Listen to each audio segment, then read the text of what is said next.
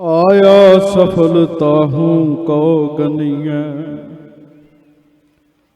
जास रसन हर हर जस भनिया। आए बसहे साधु कै संगे, अन दिन नाम तिहावह रंगे। आवत सो जो न महराता, जाको दया मया विधाता। एक है आवन फिर जोन ना आया, नानक हर कै दरस समाया। गरीब नवाज अंतरजामी सच्चे पातशाह, हाजरा हजूर जहरा जहूर, सर्ब कला भरपूर, सुखां दे सागर। धन धन धन धन धन श्री गुरु ग्रंथ साहिब जी महाराज। सतगुरां दी पावन पवित्र हाजरी विच सुभाएमान गुरु की साजी नवाजी गुरु प्यारी संगत जीओ। धन धन गुरु कलगीधर श्री गुरु गोबिंद सिंह साहिब जी महाराज। सतगुरां दे लाडले सतगुरां दे प्यारे, धन धन बाबा जीवन सिंह जी। बाबा जी का जन्म दिहाड़ा आप समूह संगतां बड़े ही प्यार दे नाल इस ठरू पिंड दे विच मना रहे हो। दास तो पहला सचखंड श्री हरमंदर साहिब जी दे हजूरी रागी, जो कि इसे पिंड दे दामाद हन, सत्कारयोग भाई साहब भाई जतिंदर सिंह जी ने बड़े ही प्यार दे नाल भावना दे नाल आप जी नूं गुरबाणी जी दा रस भिन्ना कीर्तन सरवण करवाया है। आओ प्यारिओ कुछ समा उस महान जरनैल जिन्हां दा नाम लैण नाल एक सिख दा सीना गौरव दे नाल भर जांदा है, माण नाल भरदा है। बाबा जी बाबा जीवन सिंह जी, उन्हां दे जीवन दे संबंध विच आपां विचार करनी है। पर गुरमुखो विचार तो पहला आपां विचार करन दा एक माहौल बनाउणा है। उहदे वास्ते मैं ਸਿੰਘਾਂ ਨੂੰ बेनती करांगा कि तुहाडे सहयोग दी मैनूं बहुत जरूरत है। पहला तो मैं अपनियां भैणां मातावां सारियां नूं एक बेनती करांगा कि एक कथा कीर्तन सुनने वास्ते दो चार गल्लां दी बहुत जरूरत हुंदी है। कई चिरां तो तुसीं इस समागम दा आयोजन कर रहे हो, समागम दीयां तैयारियां कर रहे हो। लगभग 1.5 महीना पहला ही मैनूं सद्दा दिता सी गुरमुखां ने। कई चिर तो तुसीं समागम दीयां तैयारियां कर रहे हो कि साडे पिंड समागम होना है। ते गुरमुखो जिस दिन समागम वाला दिन आया, जे आपां उस दिन बैठे ही ना प्रेम नाल ढंग नाल तरीके नाल, ते दसो फिर इन्ने खर्चे दा फायदा की होएगा सानूं। ये सारा खर्चा टेंट लगा है, बड़ा सोहना लंगर बनिया, सारा खर्चा होया। वो खर्चा इसे वास्ते होया भी आपां सारे बैठ के ਗੁਰੂ ਸਾਹਿਬ ਦੇ ਚਰਨਾਂ ਦਾ ਆਨੰਦ ਮਾਣ ਸਕੀਏ। ਇਸ ਕਰਕੇ ਮੈਂ ਬੇਨਤੀ ਕਰਾਂਗਾ, ਦੋ ਕੁ ਬੇਨਤੀਆਂ ਕਰਨੀਆਂ ਨੇ, ਉਹ ਤੁਸੀਂ ਪ੍ਰਵਾਨ ਕਰ ਲਿਓ, ਫਿਰ ਆਪਾਂ ਕਥਾ ਆਰੰਭ ਕਰਾਂਗੇ। ਪਹਿਲਾਂ ਤਾਂ ਜਿੰਨੀਆਂ ਮਾਤਾਵਾਂ ਭੈਣਾਂ ਬੈਠੀਆਂ ਨੇ ਸਾਰਿਆਂ ਨੂੰ ਮੇਰੀ ਬੇਨਤੀ ਹੈ, ਥੋੜੀ ਜਿਹੀ ਖੇਚਲ ਹੋਣੀ ਤੁਹਾਨੂੰ, ਥੋੜੀ ਜਿਹੀ, ਪਰ ਤੁਸੀਂ ਆਪ ਕਹੋਗੇ ਵੀ ਸਾਨੂੰ ਕਥਾ ਕੀਰਤਨ ਦਾ ਆਨੰਦ ਆਇਆ। ਉਹ ਮੇਰੀ ਇਹ ਬੇਨਤੀ ਹੈ ਵੀ ਤੁਸੀਂ ਥੋੜਾ ਥੋੜਾ ਉੱਠ ਕੇ ਅੱਗੇ ਆ ਜਾਓ। ਬੇਨਤੀ ਹੈ, ਹੱਥ ਜੋੜ ਕੇ ਬੇਨਤੀ ਕਰਾਂਗਾ ਬੜੀ ਨਿਮਰਤਾ ਦੇ ਨਾਲ ਸਾਰੀ ਸੰਗਤ ਨੂੰ। ਕਈਆਂ ਬੱਚੀਆਂ ਨੇ ਬੇਨਤੀ ਸੁਣ ਲਈ, ਬਾਕੀਆਂ ਨੂੰ ਵੀ ਬੇਨਤੀ ਹੈ ਅੱਗੇ ਆਓ। ਸਿੰਘਾਂ ਨੂੰ ਵੀ ਮੇਰੀ ਬੇਨਤੀ ਹੈ, ਇੱਕ ਕਤਾਰ ਵਿੱਚ ਬੈਠੋ, ਇੱਕ ਪਾਸੇ ਬੈਠੋ, ਸੋਹਣੇ ਢੰਗ ਤਰੀਕੇ ਨਾਲ ਬੈਠੋ। ਜਿਹੜੇ ਮੇਰੇ ਵੀਰ ਮਗਰ ਬੈਠੇ ਆ ਉਹਨਾਂ ਨੂੰ ਵੀ ਬੇਨਤੀ ਹੈ ਵੀ ਪਿੱਛੋਂ ਉੱਠੋ, ਉੱਠ ਕੇ ਅੱਗੇ ਆ ਕੇ ਬੈਠੋ, ਕਿਉਂਕਿ ਮਾਤਾਵਾਂ ਦੀ ਗਿਣਤੀ ਵੱਧ ਹੈ ਤੇ ਸਿੰਘਾਂ ਦੀ ਘੱਟ। ਸਿੰਘ ਵੀ ਇੱਕ ਲਾਈਨ ਵਿੱਚ ਬੈਠਣ। ਤੇ ਹੁਣ ਜਦੋਂ ਬਹਿਣਾ ਆਪਾਂ, ਇਹ ਕੰਮ ਬੜੀ ਸ਼ਾਂਤੀ ਨਾਲ ਕਰਨਾ, ਰੌਲਾ ਨਾ ਪਵੇ, ਬਸ ਉੱਠ ਕੇ ਬਹਿਣਾ ਹੀ ਹੈ, ਗੱਲ ਨਹੀਂ ਕਰਨੀ ਕਿਸੇ ਨਾਲ, ਬੜੇ ਪਿਆਰ ਨਾਲ। ਜਿੰਨਿਆਂ ਨੇ ਤੁਸੀਂ ਬੇਨਤੀ ਮੰਨੀ ਹੈ ਤੁਹਾਡਾ ਧੰਨਵਾਦ ਹੈ। ਇਹ ਉਸ ਪਾਸੇ ਦੀਆਂ ਮਾਤਾਵਾਂ ਜਿਹੜੀਆਂ ਉਹਨਾਂ ਮੇਰੀ ਬੇਨਤੀ ਨਹੀਂ ਮੰਨੀ, ਥੋੜਾ ਥੋੜਾ ਫੁੱਟ 2-2 ਫੁੱਟ ਅੱਗੇ ਹੋ ਜਾਓ। ਸਿੰਘਾਂ ਨੂੰ ਵੀ ਬੇਨਤੀ, ਮੇਰੇ ਵੀਰਾਂ ਨੂੰ ਬੇਨਤੀ ਹੈ ਵੀ ਤੁਸੀਂ ਵੀ ਅੱਗੇ ਆ ਕੇ ਬੈਠੋ ਚੰਗੀ ਤਰ੍ਹਾਂ। ਸਮਾਗਮ ਦੇ ਵਿੱਚ ਜਿੰਨਾ ਕੋਈ ਨੇੜੇ ਗੁਰੂ ਸਾਹਿਬ ਦੇ ਬੈਠੇਗਾ ਉਹਨੂੰ ਓਨੀਆਂ ਮਹਾਰਾਜ ਦੀਆਂ ਖੁਸ਼ੀਆਂ ਮਿਲਦੀਆਂ। ਜਿੰਨਾ ਤੁਸੀਂ ਦੂਰ ਹੋ ਕੇ ਬੈਠੋਗੇ ਗੁਰਮੁਖੋ ਓਨੀ ਇਕਾਗਰਤਾ ਘੱਟ ਬਣਦੀ ਹੈ। ਦੂਜੀ ਬੇਨਤੀ ਹੈ, ਘੱਟੋ ਘੱਟ 5 ਸਿੰਘ ਜਿਹੜੇ ਤਿਆਰ ਬਰ ਤਿਆਰ ਨੇ ਬਾਣਿਆਂ ਵਾਲੇ, ਉਹਨਾਂ ਨੂੰ ਮੇਰੀ ਬੇਨਤੀ ਹੈ ਵੀ ਤੁਸੀਂ ਪੰਡਾਲ 'ਚ ਪਹਿਰਾ ਦੇਣਾ। ਵੀ ਜਿਹੜੇ ਬੱਚੇ ਇੱਧਰ ਉੱਧਰ ਦੌੜ ਲਾਉਂਦੇ ਆ ਉਹ ਆਪਣੀਆਂ ਮਾਤਾਵਾਂ ਦੇ ਕੋਲ ਰਹਿਣ, ਤਾਂ ਕਿ ਮੈਨੂੰ ਵੀ ਕਥਾ ਕਰਨ ਦਾ ਆਨੰਦ ਆਵੇ, ਤੁਹਾਨੂੰ ਸੁਣਨ ਦਾ ਆਵੇ। ਥੋੜੀ ਜਿਹੀ ਹਿਲਜੁਲ ਹੋ ਗਈ ਹੈ, ਇਕਾਗਰਤਾ ਵਾਸਤੇ ਆਪਾਂ 2 ਮਿੰਟ ਸਤਿਨਾਮ ਵਾਹਿਗੁਰੂ ਦਾ ਜਾਪ ਕਰਾਂਗੇ। ਐਨ ਲੱਕ ਸਿੱਧੇ ਕਰਕੇ ਪਿਆਰ ਨਾਲ ਜਪਣਾ, ਤੁਸੀਂ ਅੱਖਾਂ ਬੰਦ ਕਰਕੇ ਜਪਣਾ। ਦੁਨੀਆ ਵਿੱਚ ਸਭ ਤੋਂ ਵੱਧ ਸ਼ਾਂਤੀ ਦਾ ਤਰੀਕਾ ਜਿਹੜਾ ਹੈ ਨਾ ਗੁਰਮੁਖੋ, ਉਹ ਸਿਮਰਨ ਹੈ, ਮੈਡੀਟੇਸ਼ਨ ਹੈ। ਇਸ ਕਰਕੇ ਆਓ ਪਿਆਰ ਨਾਲ। ਪਹਿਲਾਂ ਇੱਕ ਵਾਰੀ ਦਾਸ ਬੋਲੇਗਾ, ਫਿਰ ਇੱਕ ਵਾਰੀ ਸਾਰੇ ਸਿੰਘ ਬੋਲਣਗੇ, ਫਿਰ ਮਾਤਾਵਾਂ ਬੋਲਣਗੀਆਂ। ਆਓ ਪਿਆਰ ਨਾਲ, ਫਿਰ ਸੁਣ ਲਿਓ। ਪਹਿਲਾਂ ਇੱਕ ਵਾਰੀ ਦਾਸ ਬੋਲੇਗਾ, ਫਿਰ ਸਾਰੇ ਸਿੰਘ ਬੋਲਣਗੇ, ਫਿਰ ਮਾਤਾਵਾਂ ਬੋਲਣਗੀਆਂ, ਫਿਰ ਬਾਬਾ ਜੀਵਨ ਸਿੰਘ ਜੀ ਦੇ ਜੀਵਨ ਦੇ ਸੰਬੰਧ ਵਿੱਚ ਆਪਾਂ ਵਿਚਾਰ ਕਰਾਂਗੇ। ਆਓ ਪਿਆਰ ਨਾਲ। ਸਤਿਨਾਮ ਵਾਹਿਗੁਰੂ, ਸਤਿਨਾਮ ਵਾਹਿਗੁਰੂ।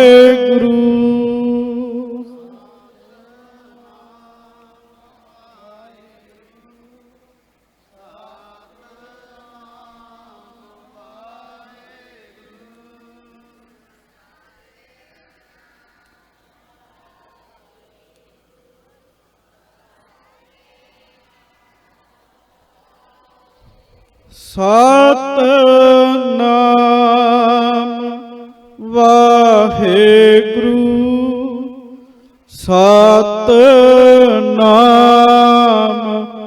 ਵਾਹਿਗੁਰੂ। ਜਪੋ।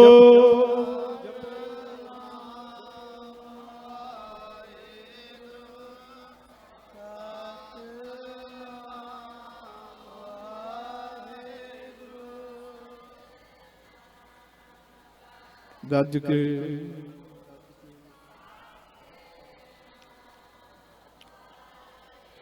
ਸਤਿਨਾਮ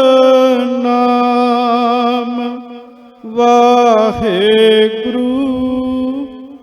ਸਤਿਨਾਮ ਵਾਹਿਗੁਰੂ।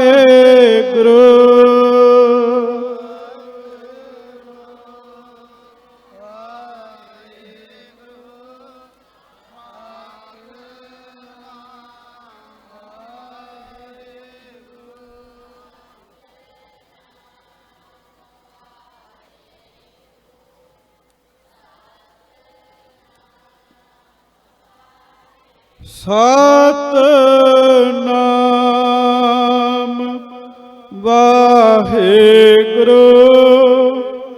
ਸਤਿਨਾਮ ਵਾਹਿਗੁਰੂ।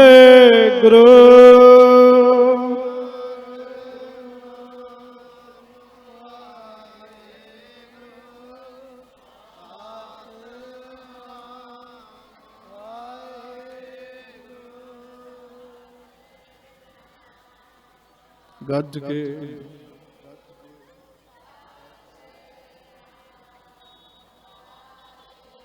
ਸਤਿਨਾਮ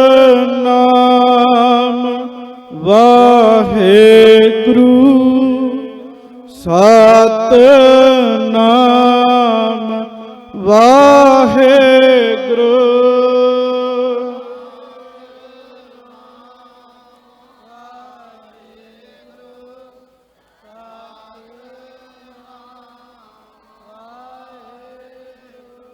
ਜਪੋ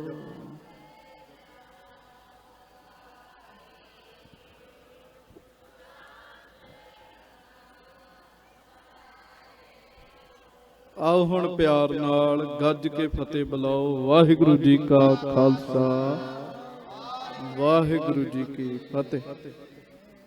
ਇੱਕ ਬੇਨਤੀ ਤੁਸੀਂ ਮੇਰੀ ਮੰਨਦੀ ਹੈ, ਇੱਕ ਰਹਿ ਗਈ ਹੈ। ਉਹ ਮੈਂ ਕਿਹਾ ਸੀ ਵੀ ਬਾਣਿਆਂ ਵਾਲੇ ਕੋਈ ਤਿਆਰ ਬਰ ਤਿਆਰ ਸਿੰਘ ਜਿਹੜੇ ਆ ਉਹ ਪੰਡਾਲ ਦੇ ਵਿੱਚ ਖਲੋਣ ਤੇ ਬੱਚਿਆਂ ਨੂੰ ਬੜੇ ਪਿਆਰ ਨਾਲ ਬਿਠਾਉਣ, ਕਿਉਂਕਿ ਬੱਚੇ ਸਾਡੇ ਸਰਮਾਇਆ, ਇਹ ਸੁਣਨਗੇ ਇਹਨਾਂ ਨੂੰ ਰੰਗ ਲੱਗੇਗਾ।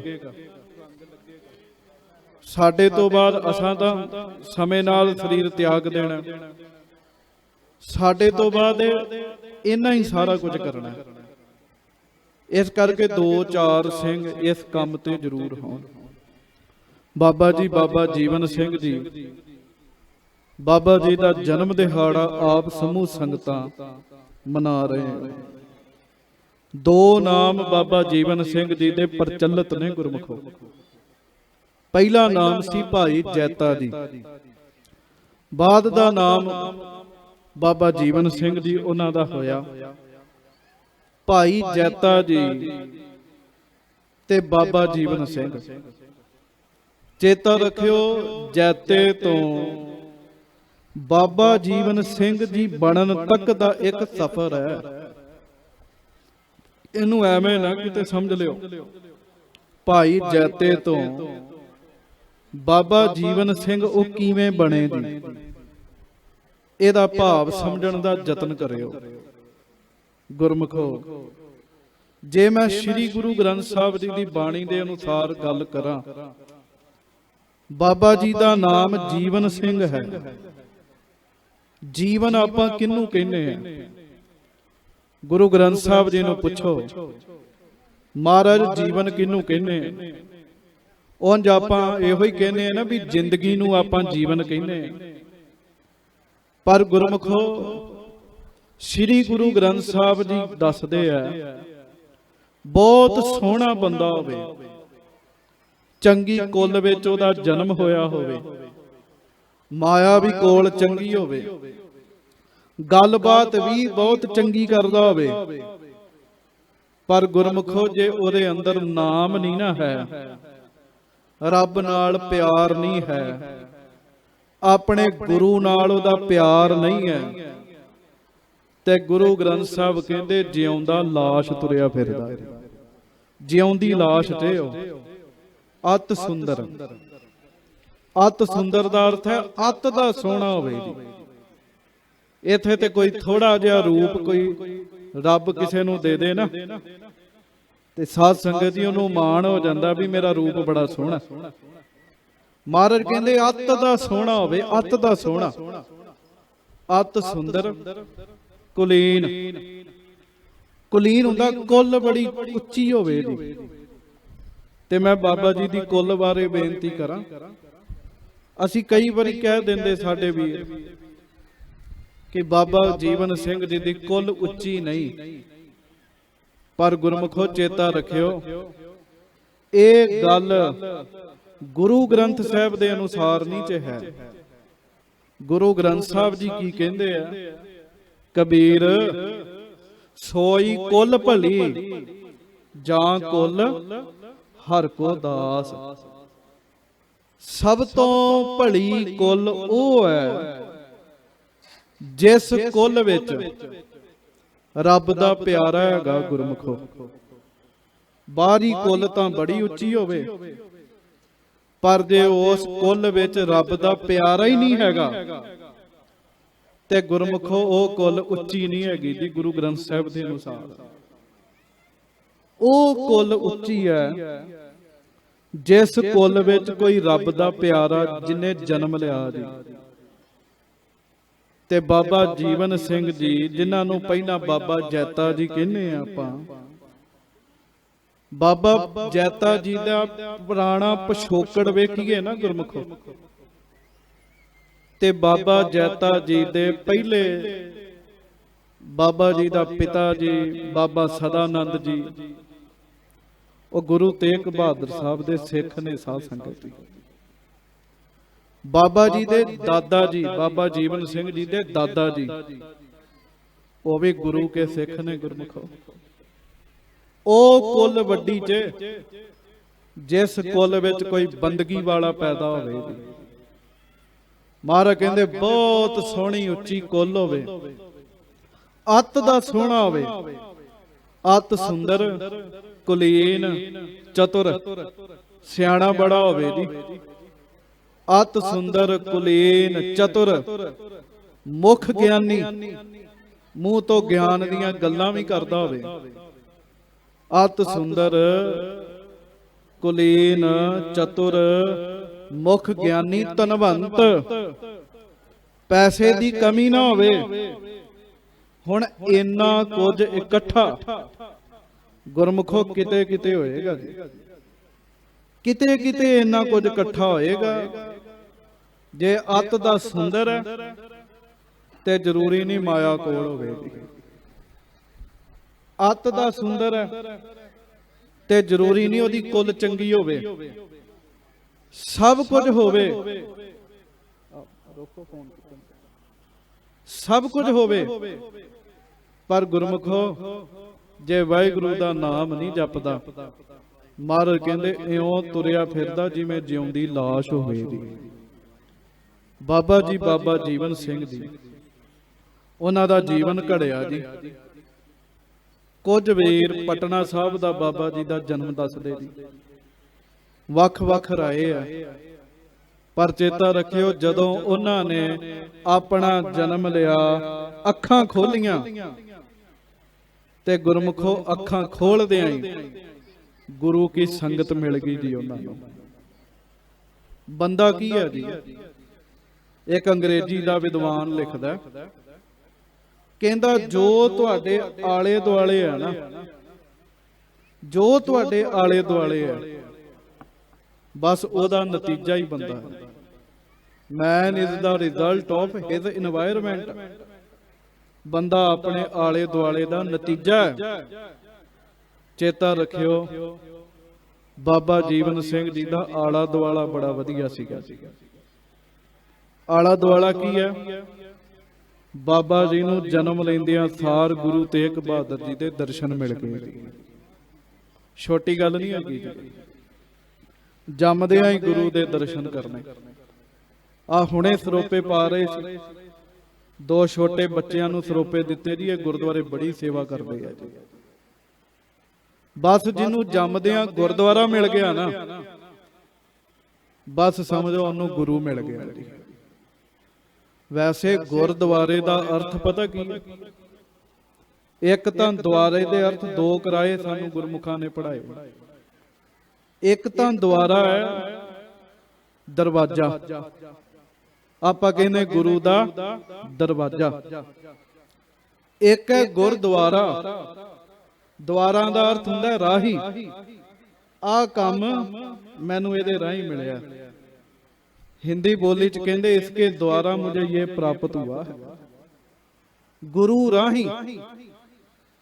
ਬਸ ਜਿਹਨੂੰ ਗੁਰਦੁਆਰਾ ਮਿਲ ਗਿਆ ਨਾ, ਗੁਰਮੁਖੋ ਨੂੰ ਗੁਰੂ ਮਿਲ ਗਿਆ ਜੀ। ਜਿਹਨੂੰ ਗੁਰੂ ਮਿਲ ਗਿਆ ਉਹਨੂੰ ਰੱਬ ਮਿਲ ਗਿਆ। ਜਿਹਨੂੰ ਰੱਬ ਮਿਲ ਗਿਆ ਉਹ ਆਪ ਹੀ ਰੱਬ ਬਣ ਜਾਂਦਾ ਹੈ। ਮਹਾਰਾਜ ਨੇ ਕਿਰਪਾ ਕੀਤੀ ਜੀ। ਬਾਬਾ ਸਦਾਨੰਦ ਜੀ ਗੁਰੂ ਘਰ ਦੀ ਸੇਵਾ ਕਰਦੇ ਆ, ਅੱਤ ਦੀ ਨਿਮਰਤਾ ਦੇ ਨਾਲ ਸੇਵਾ ਕਰਦੇ ਬਾਬਾ ਸਦਾਨੰਦ ਜੀ। ਬਾਬਾ ਸਦਾਨੰਦ ਜੀ ਦੇ ਘਰ ਵਿੱਚ ਫਿਰ ਇਸ ਗੁਰਮੁਖ ਰੂਹ ਦਾ ਜਨਮ ਹੋਇਆ। ਗੁਰਮੁਖੋ ਸ਼ੁਰੂ ਤੋਂ ਗੁਰੂ ਦੇ ਦਰਸ਼ਨ। ਜਦੋਂ ਤੁਸੀਂ ਅਨੰਦਪੁਰ ਸਾਹਿਬ ਜਾਓਗੇ ਨਾ, ਤੁਹਾਨੂੰ ਬਾਬਾ ਜੀਵਨ ਸਿੰਘ ਜੀ ਦਾ ਬੁੰਗਾ ਮਿਲੇਗਾ ਜੀ। ਬੁੰਗਾ ਆ ਹੁਣੇ ਬਾਬਾ ਮੇਜਰ ਸਿੰਘ ਜੀ ਹੋਣਾ 5 ਸਤੰਬਰ ਨੂੰ ਸਮਾਗਮ ਮਨਾਇਆ ਸੀ ਨਾ ਤਖਤ ਸ੍ਰੀ ਕੇਸਗੜ੍ਹ ਸਾਹਿਬ, ਤੇ ਮੈਂ ਉੱਥੇ ਵੀ ਬੇਨਤੀ ਕੀਤੀ ਸੀ ਅਨੰਦਪੁਰ ਸਾਹਿਬ। ਬਾਬਾ ਜੀਵਨ ਸਿੰਘ ਜੀ ਦਾ ਬੁੰਗਾ ਮਿਲੇਗਾ ਤੁਹਾਨੂੰ ਅਨੰਦਪੁਰ ਸਾਹਿਬ ਚ। ਉਹਨਾਂ ਦਾ ਤਪ ਸਥਾਨ ਮਿਲੇਗਾ। ਚੇਤਾ ਰੱਖਿਓ, ਜਿਨੇ ਤਪ ਕੀਤਾ, ਜਿਨੇ ਆਪਣਾ ਆਪ ਸਾਧਿਆ, ਵੱਡੀਆਂ ਵਡਿਆਈਆਂ ਉਹਨਾਂ ਨੂੰ ਮਿਲਦੀਆਂ ਤੇ ਵੱਡੀ ਵਡਿਆਈ ਉਹਨੂੰ ਮਿਲਦੀ ਹੈ ਜਿਨੇ ਆਪਣਾ ਆਪ ਸਾਧਿਆ ਜੀ। ਬਾਬਾ ਜੀ ਗੁਰੂ ਘਰ ਵਿੱਚ ਰਹਿੰਦਿਆਂ ਸ਼ੁਭ ਗੁਣ ਪ੍ਰਾਪਤ ਹੋਏ। ਬੜੀ ਨਿੱਗਰ ਮੱਤ ਮਿਲੀ ਜੀ, ਨਿੱਗਰ ਮੱਤ ਬਾਬਾ ਜੀਵਨ ਸਿੰਘ ਜੀ ਨੂੰ। ਨਿੱਗਰ ਮੱਤ ਹੁੰਦੀ ਬੜੀ ਠੋਸ ਮੱਤ। ਠੋਸ ਮੱਤ ਵਾਲਿਆਂ ਦਾ ਬੈਠਣਾ, ਉੱਠਣਾ, ਚੱਲਣਾ, ਸੌਣਾ, ਖਾਣਾ, ਪੀਣਾ ਹਰ ਕੁਝ ਮਰਿਆਦਾ ਵਿੱਚ ਹੁੰਦਾ ਜੀ। ਤੁਸੀਂ ਵੇਖਿਓ ਜਿਹੜੇ ਕਿਸੇ ਸੰਸਥਾ ਵਿੱਚ ਰਹਿੰਦੇ ਆ ਨਾ, ਤੁਸੀਂ ਆਪਣੇ ਪਰਿਵਾਰਾਂ 'ਚ ਹੀ ਵੇਖ ਲਿਓ। ਇੱਕ ਬੱਚੇ ਨੂੰ ਤੁਸੀਂ ਘਰ ਪਾਲੋ, ਇੱਕ ਨੂੰ ਕਿਸੇ ਗੁਰਮੁਖ ਦੇ ਕੋਲ ਭੇਜ ਦਿਓ, ਕਿਸੇ ਸੰਸਥਾ 'ਚ ਭੇਜ ਦਿਓ। ਸਕੇ ਭਰਾ ਹੋਣਗੇ ਦੋਵੇਂ, ਪਰ ਦੋਵਾਂ ਦੇ ਬੈਠਣ, ਉੱਠਣ, ਖਲੋਣ, ਬੋਲਣ, ਚਾਲਣ, ਖਾਣ ਪੀਣ ਵਿੱਚ ਫਰਕ ਪੈ ਜਾਏਗਾ ਜੀ। ਬਸ ਇਹੋ ਗੱਲ ਹੈ। ਬਾਬਾ ਜੀ ਨੇ ਗੁਰੂ ਘਰ ਦੀ ਸੰਗਤ ਕੀਤੀ, ਮਹਾਰਾਜ ਦੇ ਚਰਨਾਂ 'ਚ ਰਹਿ ਕੇ ਬਾਣੀ ਪੜ੍ਹਨੀ ਵੀ ਸਿੱਖੀ, ਤੇ ਮਹਾਰਾਜ ਦੇ ਚਰਨਾਂ 'ਚ ਰਹਿ ਕੇ ਸੇਵਾ ਕਰਨ ਦੀ ਜਾਚ ਵੀ ਸਿੱਖੀ। ਇਹ ਕੰਮ ਬੰਦਾ ਸੋਚਦਾ ਹੈ ਨਾ ਵੀ ਮੈਂ ਆਪੇ ਬਾਣੀ ਪੜ੍ਹ ਲਵਾਂ, ਆਪੇ ਸੇਵਾ ਕਰ ਲਵਾਂ। ਨਹੀਂ ਜੇ ਗੁਰਮੁਖੋ, ਇਹਦੇ ਵਾਸਤੇ ਗੁਰਮੁਖ ਦੀ ਬੜੀ ਜ਼ਰੂਰਤ ਹੁੰਦੀ ਹੈ। 3 ਚੀਜ਼ਾਂ ਨੇ, ਮਾਈਆਂ ਨੂੰ ਬੇਨਤੀ ਤੇ ਧਿਆਨ ਨਾਲ ਸੁਣਿਓ। ਇੱਕ ਰੱਬ ਹੈ, ਇੱਕ ਗੁਰੂ ਹੈ, ਇੱਕ ਗੁਰਮੁਖ ਹੈ। ਤਿੰਨਾਂ ਵਿੱਚੋਂ ਕਿਸੇ ਇੱਕ ਨਾਲ ਵੀ ਮਿਲਾਪ ਹੋ ਜਾਵੇ, ਤੁਹਾਡੀ ਜ਼ਿੰਦਗੀ ਨਿਹਾਲ ਹੋ ਜਾਏਗੀ। ਮੈਂ ਬਾਬਾ ਜੀ ਦੇ ਇਤਿਹਾਸ ਦੇ ਸੰਬੰਧ ਚ ਬੇਨਤੀ ਕਰਾਂ। ਆਪ ਸਭ ਨੂੰ ਪਤਾ, ਭਾਈ ਜੈਤਾ ਜੀ, ਪਹਿਲਾ ਨਾਮ ਜੈਤਾ ਸੀ, ਫਿਰ ਨਾਮ ਮਹਾਰਾਜ ਕਲਗੀਧਰ ਨੇ ਜਦੋਂ ਉਹਨਾਂ ਅੰਮ੍ਰਿਤ ਛਕਿਆ, ਸਤਿਗੁਰਾਂ ਨੇ ਨਾਮ ਜੀਵਨ ਸਿੰਘ ਰੱਖਿਆ। ਕਿਉਂ ਰੱਖਿਆ ਜੀ?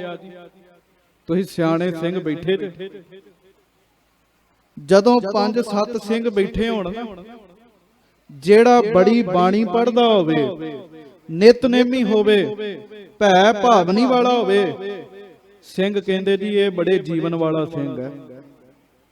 ਉਹਦੇ ਲਈ ਸ਼ਬਦ ਵਰਤਿਆ ਜਾਂਦਾ, ਇਹ ਜੀਵਨ ਵਾਲਾ ਹੈ। ਮੈਂ ਵੀ ਬੜੀ ਵਾਰੀ ਸੁਣਿਆ ਸਿੰਘਾਂ ਦੇ ਵਿੱਚ ਬਹਿਣਾ, ਜਿਹਦੇ ਵਿੱਚ ਜ਼ਿਆਦੀ ਭੈ ਭਾਵਨਾ ਹੁੰਦੀ, ਜਿਹੜਾ ਅੰਮ੍ਰਿਤ ਵੇਲੇ ਉੱਠਦਾ, ਬਾਣੀ ਪੜ੍ਹਦਾ, ਸੇਵਾ ਕਰਦਾ, ਕਿਸੇ ਨੂੰ ਮਾੜਾ ਨਹੀਂ ਬੋਲਦਾ, ਵਿਕਾਰਾਂ ਤੋਂ ਬਚਦਾ, ਕਹਿੰਦੇ ਇਹ ਜੀਵਨ ਵਾਲਾ ਹੈ। ਮੈਂ ਆਪਣੇ ਮਨ 'ਚ ਸੋਚਿਆ ਵੀ ਬਾਕੀ ਜੀਵਨ ਵਾਲੇ ਨਹੀਂ, ਬਾਕੀ ਮਰੇ ਨੇ। ਪਰ ਫਿਰ ਪਤਾ ਲੱਗਾ ਨਹੀਂ, ਅਸਲ 'ਚ ਜੀਵਨ ਹੈ ਹੀ ਇਹ ਹੈ। ਜੀਵਨ ਹਰ ਜਪ ਸਾਧ ਸੰਗ। ਭਾਈ ਜੈਤੇ ਤੋਂ ਬਾਬਾ ਜੀਵਨ ਸਿੰਘ ਸਤਿਗੁਰਾਂ ਨੇ ਆਪ ਨਾਮ ਰੱਖਿਆ। ਕਿਉਂ? ਕਿਉਂਕਿ ਉਹਨਾਂ ਦੀ ਜ਼ਿੰਦਗੀ ਬੜੀ ਉੱਚੀ ਹੋ ਚੁੱਕੀ ਸੀਗੀ। ਜੀਵਨ ਇੰਨਾ ਮਹਾਨ ਹੋ ਗਿਆ, ਆਖਿਆ ਇਹਦਾ ਨਾਮ ਹੀ ਜੀਵਨ ਸਿੰਘ ਹੈ। ਤੇ ਸੱਚੀ ਗੱਲ ਇਹ ਹੈ, ਜਦੋਂ ਤੁਸੀਂ ਬਾਬਾ ਜੀਵਨ ਸਿੰਘ ਦੇ ਜੀਵਨ ਨੂੰ ਪਿਆਰ ਨਾਲ ਸੁਣੋਗੇ, ਪਿਆਰ ਨਾਲ ਵਿਚਾਰੋਗੇ, ਗੁਰਮੁਖੋ ਤੁਹਾਡਾ ਆਪਣਾ ਜੀਵਨ ਮਹਾਨ ਬਣ ਜਾਣਾ ਜੀ। ਮੈਂ ਥੋੜਾ ਜਿਹਾ ਇਤਿਹਾਸ ਬਾਰੇ ਪਹਿਲਾਂ ਬੇਨਤੀ ਕਰਾਂ। ਬਾਬਾ ਜੀ ਗੁਰੂ ਤੇਗ ਬਹਾਦਰ ਸਾਹਿਬ ਜੀ ਦਾ ਸੀਸ ਲੈ ਕੇ ਆਏ। ਆਪ ਸਭ ਨੂੰ ਪਤਾ ਕਿ ਬਾਬਾ ਜੀਵਨ ਸਿੰਘ ਦੀ ਸੀਸ ਲੈ ਕੇ ਆਏ ਜੀ। ਕਿੰਨੀ ਉਮਰ ਸੀ ਬਾਬਾ ਜੀ ਦੀ? ਸਾਨੂੰ ਕੋਈ ਪੁੱਛੇ ਵੀ ਬਾਬਾ ਜੀਵਨ ਸਿੰਘ ਜੀ ਦੀ ਉਮਰ ਕਿੰਨੀ ਸੀ ਜੀ ਉਦੋਂ? ਕਿੰਨੇ ਸਾਲਾਂ ਦੇ ਸੀ? 30-32 ਸਾਲਾਂ ਦੇ ਨਹੀਂ ਸੀ ਬਾਬਾ ਜੀਵਨ ਸਿੰਘ। ਬਾਬਾ ਜੀ ਦੀ ਉਮਰ ਉਦੋਂ ਮਸਾਂ ਹੀ 15-16 ਸਾਲਾਂ ਦੀ ਸੀ। ਗੁਰਮੁਖ ਸਿੰਘਾਂ ਨੂੰ ਬੇਨਤੀ, ਮਾਈਆਂ ਨੂੰ ਥੋੜਾ ਚੁੱਪ ਕਰਾਓ। 15-16 ਸਾਲਾਂ ਦੀ ਉਮਰ ਸੀ ਬਾਬਾ ਜੀਵਨ ਸਿੰਘ ਜੀ ਦੀ ਜਦੋਂ ਉਹ ਦਿੱਲੀ ਤੋਂ ਗੁਰੂ ਤੇਗ ਬਹਾਦਰ ਜੀ ਦਾ ਸੀਸ ਲੈ ਕੇ ਆਏ। ਭੇਜ ਕੌਣ ਰਿਹਾ ਜੀ? ਗੁਰੂ ਗੋਬਿੰਦ ਸਿੰਘ ਬਾਜਾਂ ਵਾਲੇ, ਕਲਗੀਆਂ ਵਾਲੇ ਆਪ ਭੇਜ ਰਹੇ ਆ। ਹੁਣ ਉਮਰ ਵੇਖੋ, ਗੁਰੂ ਗੋਬਿੰਦ ਸਿੰਘ ਜੀ ਦੀ 9 ਸਾਲ ਦੀ ਹੈ, ਮਹਾਰਾਜ ਦੀ ਆਪਣੀ 9 ਸਾਲ ਦੀ ਉਮਰ ਹੈ ਜੀ। ਸੱਚੇ ਪਾਤਸ਼ਾਹ ਜੀ ਦੀ ਆਪਣੀ 9 ਸਾਲ ਦੀ ਉਮਰ ਹੈ, ਤੇ ਜਿਹਨੂੰ ਭੇਜ ਰਹੇ ਆ ਉਹਦੀ ਉਮਰ 15-16 ਸਾਲ ਦੀ ਹੈ। ਮੈਨੂੰ ਮਾਫ ਕਰਿਓ, 18 ਕੁ ਸਾਲ ਤੱਕ ਦੇ ਨੂੰ ਆਪਾਂ ਬੱਚਾ ਹੀ ਗਿਣਦੇ ਆ ਵੀ ਇਹ ਤੇ ਬੱਚਾ ਹੈਗਾ ਜੀ। ਖੇਡ ਵੇਖੋ, ਗੁਰੂ ਤੇਗ ਬਹਾਦਰ ਸਾਹਿਬ ਆਪਣੀ ਜੋਤ, ਗੁਰੂ ਜੋਤ 9 ਸਾਲ ਦੀ ਆਰਜੂ ਵਾਲੇ ਆਪਣੇ ਪੁੱਤਰ ਦੇ ਅੰਦਰ ਰੱਖ ਰਹੇ ਆ। ਤੇ ਗੁਰੂ ਗੋਬਿੰਦ ਸਿੰਘ ਜੀ ਵੱਲ ਵੇਖੋ, ਉਹ ਆਪਣੇ ਹਮ ਉਮਰਾਂ ਦੇ ਅੰਦਰ ਆਪਣੇ ਵਰਗੀ ਤਾਕਤ ਟਿਕਾ ਰਹੇ ਨੇ। ਗੁਰਮੁਖੋ ਹਮ ਉਮਰ ਹੀ ਨੇ 15-16 ਸਾਲਾਂ ਦੇ, ਮਹਾਰਾਜ ਨੇ ਭੇਜਿਆ ਜੀ। ਅੱਛਾ, ਇਹ ਵੀ ਪਤਾ ਵੀ ਦਿੱਲੀ ਤੋਂ ਸਿਰ ਲਿਆਉਣਾ ਸੌਖਾ ਕੰਮ ਨਹੀਂ ਹੈਗਾ। ਸਰਕਾਰ ਨਾਲ ਟੱਕਰ ਹੈ। ਔਰੰਗਜ਼ੇਬ ਸਮੇਂ ਦਾ ਬਾਦਸ਼ਾਹ, ਵੋਟਾਂ ਵਾਲਾ ਨਹੀਂ, ਤਲਵਾਰ ਵਾਲਾ ਬਾਦਸ਼ਾਹ। ਕਿਉਂਕਿ ਉਹ ਤਲਵਾਰ ਨਾਲ ਜਿੱਤਿਆ, ਕੁਝ ਵੀ ਕਰ ਸਕਦਾ। ਉਹ ਸੰਵਿਧਾਨ ਅਨੁਸਾਰ ਨਹੀਂ ਚੱਲਦਾ। ਉਹ ਇਸ ਹਿਸਾਬ ਨਾਲ ਨਹੀਂ ਚੱਲੇਗਾ ਵੀ ਇਹਦੇ ਤੇ ਧਾਰਾ ਲਾਓ, ਨਹੀਂ। ਔਰੰਗਜ਼ੇਬ ਨੇ ਇੰਨਾ ਹੀ ਕਹਿਣਾ, ਇਹਦੇ ਟੋਟੇ ਟੋਟੇ ਕਰ ਦਿਓ, ਅਗਲਿਆਂ ਟੋਟੇ ਟੋਟੇ ਕਰ ਦੇਣੇ। ਕੋਈ ਸੰਵਿਧਾਨ ਨਹੀਂ। ਉਹ ਤਾਂ ਸ਼ਰ੍ਹਾ ਨੂੰ ਵੀ ਨਹੀਂ ਮੰਨਦਾ ਹੈ, ਕਹਿੰਦਾ ਮੈਂ ਸ਼ਰ੍ਹਾ ਹੀ ਹਾਂ, ਪਰ ਉਹ ਸ਼ਰ੍ਹਾ ਨੂੰ ਮੰਨਦਾ ਹੀ ਨਹੀਂ, ਸ਼ਰ੍ਹਾ ਦੇ ਅਨੁਸਾਰ ਹੀ ਨਹੀਂ ਹੈ। 15-16 ਸਾਲਾਂ ਦੀ ਉਮਰ ਦੇ ਬਾਬਾ ਜੀਵਨ ਸਿੰਘ ਜੀ ਨੂੰ ਭੇਜਿਆ, ਜੈਤਿਆ ਜਾ ਮੇਰੇ ਪਿਤਾ ਦਾ ਸੀਸ ਲੈ ਕੇ ਆ। ਹੁਣ ਵੇਖੋ, ਬੜਾ ਵੱਡਾ ਕੰਮ ਹੈ, ਬੜੀ ਵੱਡੀ ਜ਼ਿੰਮੇਵਾਰੀ ਵਾਲਾ ਕੰਮ ਹੈ। ਅਸੀਂ ਤਾਂ ਦਿੱਲੀ ਭੇਜਣਾ ਹੋਵੇ ਕਿਸੇ ਨੂੰ, ਸੈਂਟ ਦੀ ਸ਼ੀਸ਼ੀ ਵਾਸਤੇ ਲੈਣ ਭੇਜਣਾ ਹੋਵੇ, ਜ਼ਿੰਮੇਵਾਰ ਬੰਦਾ ਲੱਭਾਂਗੇ ਵੀ ਕੋਈ ਐਵੇਂ ਨਾ ਹੋਵੇ। ਇੱਥੋਂ ਪਤਾ ਲੱਗਦਾ ਹੈ ਬਾਬਾ ਭਾਈ ਜੈਤਾ ਜੀ ਕਿੰਨੇ ਜ਼ਿੰਮੇਵਾਰ ਸਿੱਖ ਸਨ, ਕਿੰਨੇ ਜ਼ਿੰਮੇਵਾਰ ਸਨ, ਜਿਹੜਾ ਸਤਿਗੁਰਾਂ ਨੇ ਇੰਨੀ ਵੱਡੀ ਜ਼ਿੰਮੇਵਾਰੀ ਦਿੱਤੀ, ਇੰਨੀ ਵੱਡੀ ਜ਼ਿੰਮੇਵਾਰੀ ਦਿੱਤੀ। ਮਹਾਰਾਜ ਜਿਸ ਕੈਦ ਚ ਰਹਿੰਦੇ ਹਨ ਗੁਰੂ ਤੇਗ ਬਹਾਦਰ ਸਾਹਿਬ, ਉਥੋਂ ਦਾ ਦਰੋਗਾ ਸਤਿਗੁਰਾਂ ਦਾ ਸ਼ਰਧਾਲੂ ਬਣ ਗਿਆ। ਮਹਾਰਾਜ ਸਤਿਗੁਰੂ ਨੂੰ ਉਹ ਕਹਿਣ ਲੱਗਾ, ਮਹਾਰਾਜ ਕੱਲ ਨੂੰ ਸਵੇਰੇ ਤਲਵਾਰ ਚੱਲਣੀ ਹੈ, ਮੈਨੂੰ ਕੋਈ ਸੇਵਾ ਦੱਸੋ। ਗੁਰੂ ਤੇਗ ਬਹਾਦਰ ਸਾਹਿਬ ਕਹਿਣ ਲੱਗੇ, ਜਾ ਫਿਰ ਚੌਂਕ ਦੇ ਵਿੱਚ ਇਸ ਰੰਗ ਦੇ ਕੱਪੜੇ ਪਾਏ ਸਾਡੇ ਪਿਆਰੇ ਨੇ, ਜੈਤਾ ਨਾਮ ਹੀ ਉਹਨੂੰ ਸਾਡੇ ਕੋਲ ਲੈ ਕੇ ਆ। ਦਰੋਗਾ ਲੈ ਕੇ ਆਇਆ ਭਾਈ ਜੈਤਾ ਜੀ ਨੂੰ। ਮਹਾਰਾਜ ਨੇ ਭਾਈ ਜੈਤੇ ਨੂੰ ਕਿਹਾ ਸੀ, ਭਾਈ ਜੈਤੇ, ਕਿਉਂ ਅੰਦਰ ਦੀ ਖੇਡ ਇੱਕ ਹੈ ਨਾ। ਸਤਿਗੁਰਾਂ ਨੇ ਕਿਹਾ, ਕੱਲ ਨੂੰ ਸਾਡਾ ਸੀਸ ਤੁਸਾਂ ਚੁੱਕਣਾ, ਘਬਰਾਇਓ ਨਾ। ਕੱਲ ਨੂੰ ਸਾਡਾ ਸੀਸ ਤੁਸਾਂ ਚੁੱਕਣਾ ਤੇ ਚੁੱਕ ਕੇ ਸਾਡੇ ਪਰਿਵਾਰ ਦੇ ਕੋਲ ਲੈ ਕੇ ਜਾਣਾ। ਛੋਟਾ ਕੰਮ ਨਹੀਂ ਜੇ ਗੁਰਮੁਖੋ, ਜੇ ਤੁਸੀਂ ਇਸ ਘਟਨਾ ਨੂੰ ਦਿਲੋਂ ਸੁਣੋਗੇ, ਦਿਲੋਂ ਮਹਿਸੂਸ ਕਰੋਗੇ, ਤੇ ਭਾਈ ਜੈਤਾ ਜੀ ਦੇ ਚਰਨਾਂ ਤੋਂ ਵਾਰੇ-ਵਾਰੇ ਜਾਣ ਨੂੰ ਜੀ ਕਰੇਗਾ।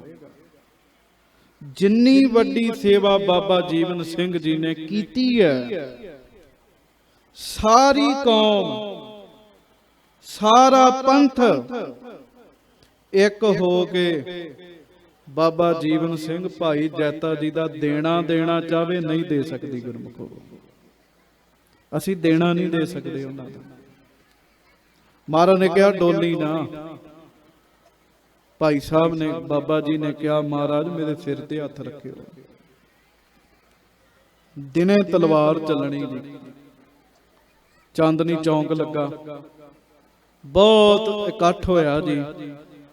ਮਹਾਰਾਜ ਨੇ ਜਪਜੀ ਸਾਹਿਬ ਦਾ ਪਾਠ ਕੀਤਾ, ਭੀੜ ਇਕੱਠੀ ਹੋ ਗਈ ਜੀ। ਉਸ ਭੀੜ ਵਿੱਚ 15-16 ਸਾਲਾਂ ਦਾ ਭਾਈ ਜੈਤਾ ਖਲੋਤਾ ਹੋਇਆ ਗੁਰਮੁਖੋ। ਮਨ ਵਿੱਚ ਅਰਦਾਸਾਂ, ਮਹਾਰਾਜ ਜਦੋਂ ਤੁਹਾਡੇ ਸੀਸ ਤੇ ਤਲਵਾਰ ਚੱਲਣੀ ਹੈ, ਕਿਰਪਾ ਕਰਿਓ ਕਿਤੇ ਮੇਰੀ ਭੁੱਬ ਨਾ ਨਿਕਲੇ, ਮੇਰਾ ਮਨ ਨਾ ਡੋਲੇ। ਮਹਾਰਾਜ ਨੇ ਬਲ ਬਖਸ਼ਿਆ ਜੀ। ਸੀਸ ਜੁਦਾ ਹੋਇਆ, ਸੀਸ ਕੱਟਿਆ ਗਿਆ ਸਤਿਗੁਰਾਂ ਦਾ। ਗੁਰੂ ਤੇਗ ਬਹਾਦਰ ਸਾਹਿਬ ਸ਼ਹੀਦ ਹੋਏ ਆ। ਸਿੱਖਾਂ ਦੇ ਵਿੱਚੋਂ ਜੇ ਕੋਈ ਚਸ਼ਮਦੀਦ ਗਵਾਹ, ਜਿਨੇ ਆਪਣੇ ਨੇਤਰਾਂ ਨਾਲ ਸਤਿਗੁਰਾਂ ਨੂੰ ਸ਼ਹੀਦ ਹੁੰਦਿਆਂ ਤੱਕਿਆ, ਗੁਰਮੁਖੋ ਭਾਈ ਜੈਤਾ ਜੀ ਹੈ। ਉਹ ਬਾਬਾ ਜੀਵਨ ਸਿੰਘ ਤੇ ਦੂਜਾ ਨਹੀਂ ਕੋਈ। ਮਹਾਰਾਜ ਸਤਿਗੁਰੂ ਗਰੀਬ ਨਵਾਜ, ਸਤਿਗੁਰੂ ਜੀ ਦਾ ਸੀਸ ਜਦੋਂ ਜੁਦਾ ਹੋਇਆ ਨਾ, ਬਹੁਤ ਹਨੇਰੀ ਚੱਲੀ। ਇਤਿਹਾਸ 'ਚ ਜ਼ਿਕਰ ਆਇਆ, ਅਸਮਾਨ ਲਾਲ ਹੋਇਆ ਜੀ। ਦੁਪਹਿਰ ਦਾ ਟਾਈਮ ਇਉਂ ਹੋਇਆ ਜਿਵੇਂ ਸ਼ਾਮਾਂ ਪੈ ਗਈਆਂ ਜੀ। ਦੁਪਹਿਰ ਦਾ ਸਮਾਂ ਸੀ, 11-12 ਵਜੇ ਦੇ ਨੇੜੇ ਤੇੜੇ। ਅਸਮਾਨ ਲਾਲ ਹੋ ਗਿਆ, ਹਨੇਰੀ ਸ਼ੁਰੂ ਹੋ ਗਈ। ਤੇ ਪੁਰਾਣੇ ਸਾਡੇ ਪਿੰਡਾਂ ਦੇ ਬਜ਼ੁਰਗ ਪਤਾ ਕੀ ਕਹਿੰਦੇ, ਜਦੋਂ ਕਿਤੇ ਦਿਨ ਦਿਹਾੜੇ ਇਹੋ ਜਿਹਾ ਕੰਮ ਸ਼ੁਰੂ ਹੋ ਜਾਏ, ਉਹ ਕਹਿੰਦੇ ਜ਼ਰੂਰ ਕਿਤੇ ਕੁਝ ਮਾੜਾ ਹੋ ਰਿਹਾ, ਤਾਂ ਇਦਾਂ ਹੋ ਰਿਹਾ। ਹਨੇਰੀ ਚੱਲੀ ਆ। ਭਾਈ ਜੈਤਾ ਜੀ ਨੇ ਇੰਨੇ ਪਹਿਰੇ ਦੇ ਵਿੱਚ ਸਤਿਗੁਰਾਂ ਦਾ ਸੀਸ ਚੁੱਕਣਾ, ਸੋਚ ਕੇ ਵੇਖੋ, ਸੌਖਾ ਕੰਮ ਨਹੀਂ ਹੈਗਾ ਗੁਰਮੁਖੋ। ਮਹਾਰਾਜ ਦਾ ਸੀਸ ਲਿਆ, ਸੀਨੇ ਨਾਲ ਲਾਇਆ। ਪਹਿਲੇ ਦਿਨ 40 ਕਿਲੋਮੀਟਰ ਦਾ ਸਫ਼ਰ ਕੀਤਾ ਭਾਈ ਜੈਤਾ ਜੀ ਨੇ। 40 ਕਿਲੋਮੀਟਰ ਤੁਰ ਕੇ।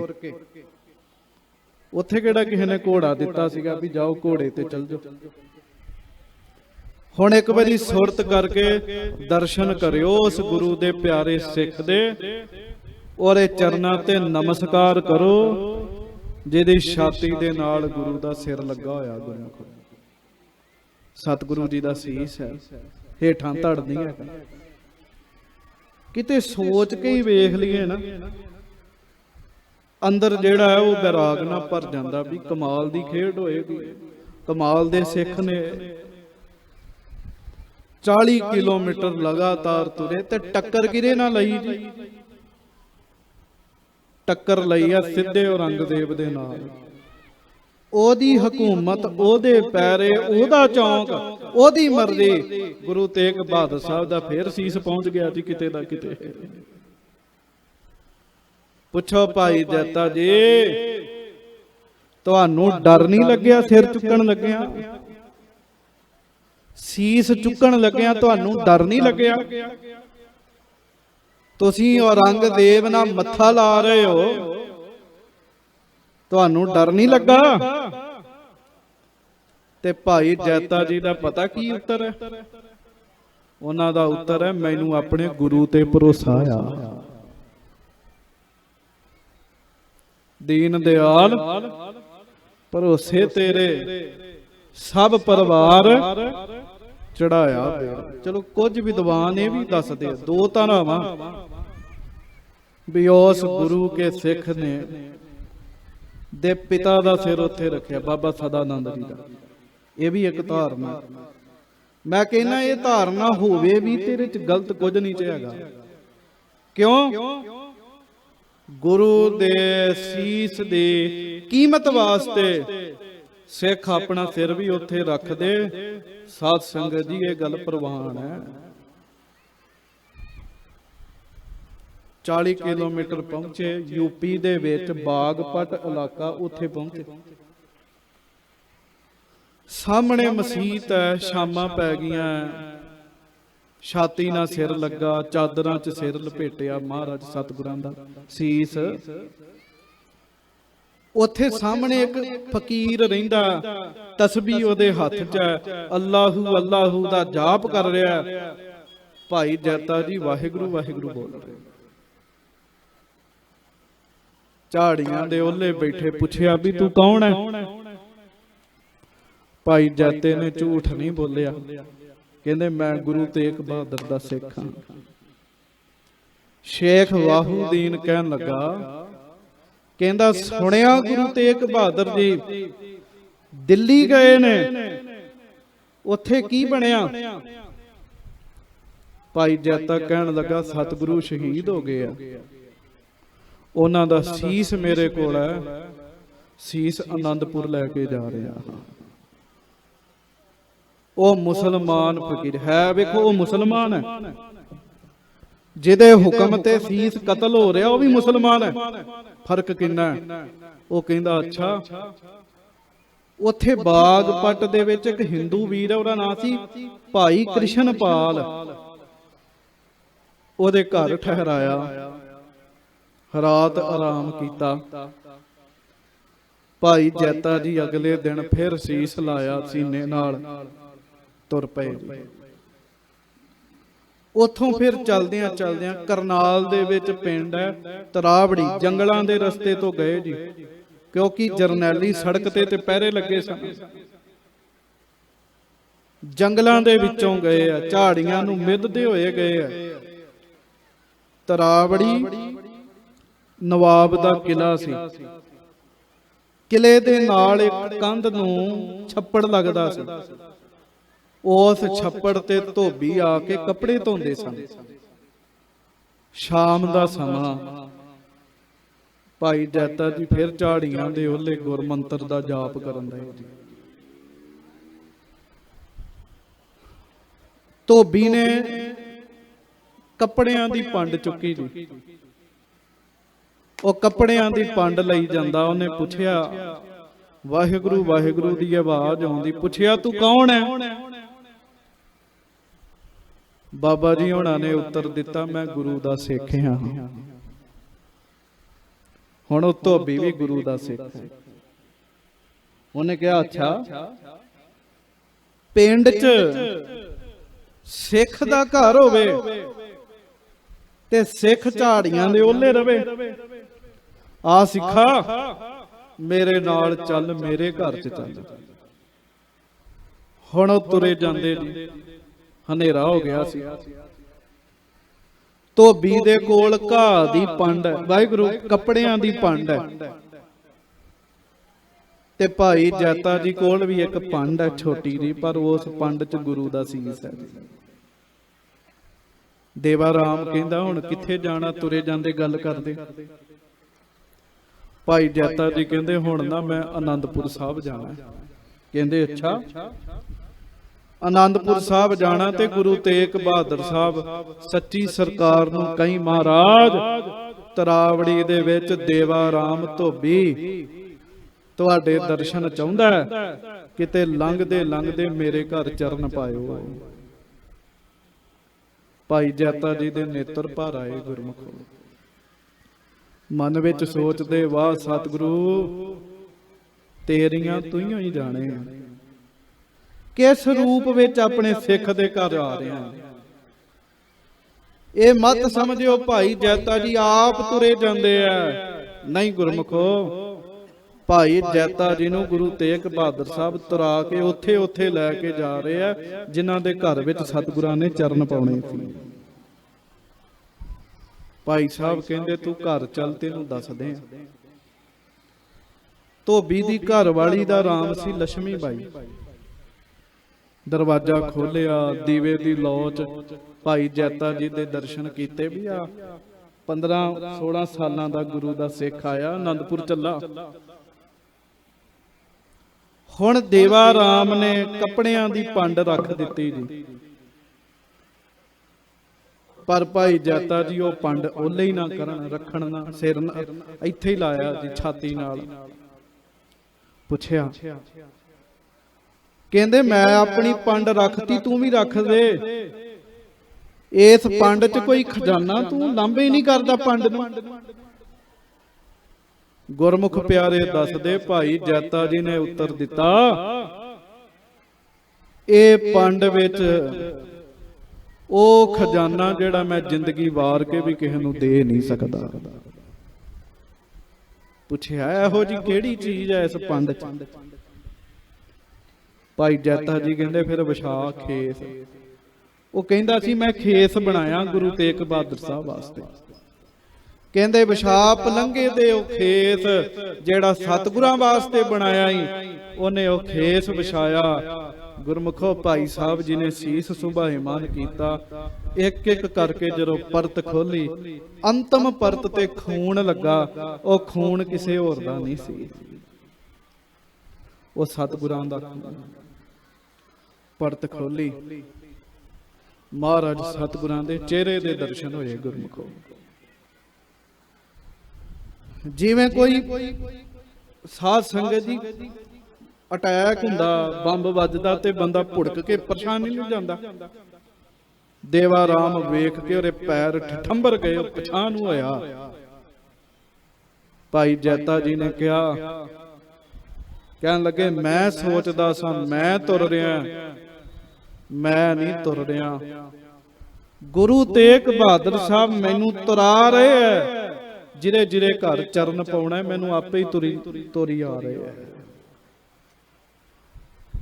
ਦੇਵਾ ਰਾਮ ਬੈਰਾਗ ਕਰਦਾ, ਕੱਪੜੇ ਦਾ ਚੌਰ ਬਣਾ ਕੇ ਸਤਿਗੁਰਾਂ ਦੇ ਸੀਸ ਉੱਤੇ ਚੌਰ ਕਰਦਾ। ਉਹਦੀ ਘਰ ਵਾਲੀ ਨੇ ਬੈਰਾਗ ਕਰਦਿਆਂ ਰੋਂਦਿਆਂ ਹੋਇਆਂ ਪ੍ਰਸ਼ਾਦਾ ਬਣਾਇਆ। ਭਾਈ ਜਾਤੇ ਪ੍ਰਸ਼ਾਦਾ ਛਕ ਲਾ। ਤੁਸੀਂ ਸੋਚੋ, ਸਾਹਮਣੇ ਗੁਰੂ ਦਾ ਸੀਸ ਪਿਆ ਹੋਵੇ, ਸਿੱਖ ਨੂੰ ਰੋਟੀ ਲੰਘਦੀ ਹੈ, ਰੋਟੀ ਖਾਧੀ ਜਾਏਗੀ, ਪ੍ਰਸ਼ਾਦਾ ਛਕਿਆ ਜਾਏਗਾ। ਮਸਾਂ ਹੀ ਬੇਨਤੀ ਕਰ ਕਰਕੇ ਇੱਕ ਪ੍ਰਸ਼ਾਦਾ ਛਕਾਇਆ। ਸਾਰੀ ਰਾਤ ਦੇਵਾ ਰਾਮ ਪਲੰਘੇ ਦੇ ਪਾਵੇ ਨੂੰ ਸਿਰ ਲਾ ਕੇ ਬੈਰਾਗ ਕਰਦਾ ਰਿਹਾ। ਗੁਰਮੁਖੋ, ਸਤਿਗੁਰੂ ਇਸ ਰੂਪ ਚ ਮੇਰੇ ਘਰ ਆਉਣਾ ਸੀ। ਦਿਨੇ ਭਾਈ ਜੈਤਾ ਜੀ ਨੇ ਫਿਰ ਬਸਤਰ ਬਦਲਿਆ ਜੀ, ਉਹਦੇ ਖੇਸ ਵਿੱਚ ਸਤਿਗੁਰਾਂ ਦਾ ਸੀਸ ਰੱਖਿਆ। ਵਾਹਿਗੁਰੂ ਖੇਸ ਵਿੱਚ ਅੱਗੇ ਚਾਲਾ ਪਾਇਆ। ਉੱਥੋਂ ਫਿਰ ਭਾਈ ਜੈਤਾ ਜੀ ਵਾਹੋ ਦਾ ਹੀ ਤੁਰੀ ਜਾਂਦੇ ਆ। ਛੋਟੀ ਉਮਰ ਆ, ਜ਼ਿੰਮੇਵਾਰੀ ਬੜੀ ਵੱਡੀ ਆ। ਬਾਣੀ ਪੜ੍ਹਦੇ, ਬੈਰਾਗ ਕਰਦੇ, ਸੂਰਮਤਾਈ ਨਾਲ ਤੁਰੇ ਜਾਂਦੇ ਆ। ਅੰਬਾਲੇ ਪਹੁੰਚੇ। ਅੰਬਾਲੇ ਅੱਜ ਵੀ ਅੰਬਾਲਾ ਜਿੱਥੇ ਮੰਜੀ ਸਾਹਿਬ ਗੁਰਦੁਆਰਾ ਨਾ ਛੇਵੇਂ ਪਾਤਸ਼ਾਹ ਦਾ, ਉਥੋਂ ਨਾਲ ਹੀ ਸੜਕ ਜਾਂਦੀ ਤੇ ਅੰਬਾਲੇ ਸ਼ਹਿਰ ਚ ਦਾਸ ਨੇ ਦਰਸ਼ਨ ਕੀਤੇ ਗੁਰਮੁਖੋ। ਉੱਥੇ ਜੰਡ ਦਾ ਰੁੱਖ ਹੈ ਔਰ ਉਸ ਰੁੱਖ ਦੇ ਵਿੱਚ ਬਿਲਕੁਲ ਅੱਜ ਵੀ ਉਹ ਖੋਲ ਬਣਿਆ ਹੈ। ਉਹਦੇ ਵਿੱਚ ਮਹਾਰਾਜ ਸਤਿਗੁਰਾਂ ਦਾ ਸੀਸ ਟਿਕਾ ਕੇ ਆਰਾਮ ਕੀਤਾ ਜੀ। ਪੁੱਛਿਆ ਜੀ ਇੱਥੇ ਕਿਸੇ ਸਿੱਖ ਦਾ ਘਰ ਹੈ?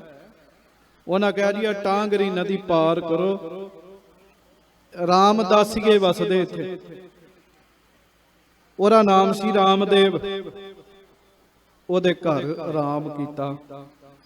ਉਹਨੂੰ ਵੀ ਨਹੀਂ ਸੀ ਪਤਾ ਪੰਡ ਚ ਕੀ ਲਈ ਜਾਂਦਾ ਭਾਈ ਜੈਤਾ।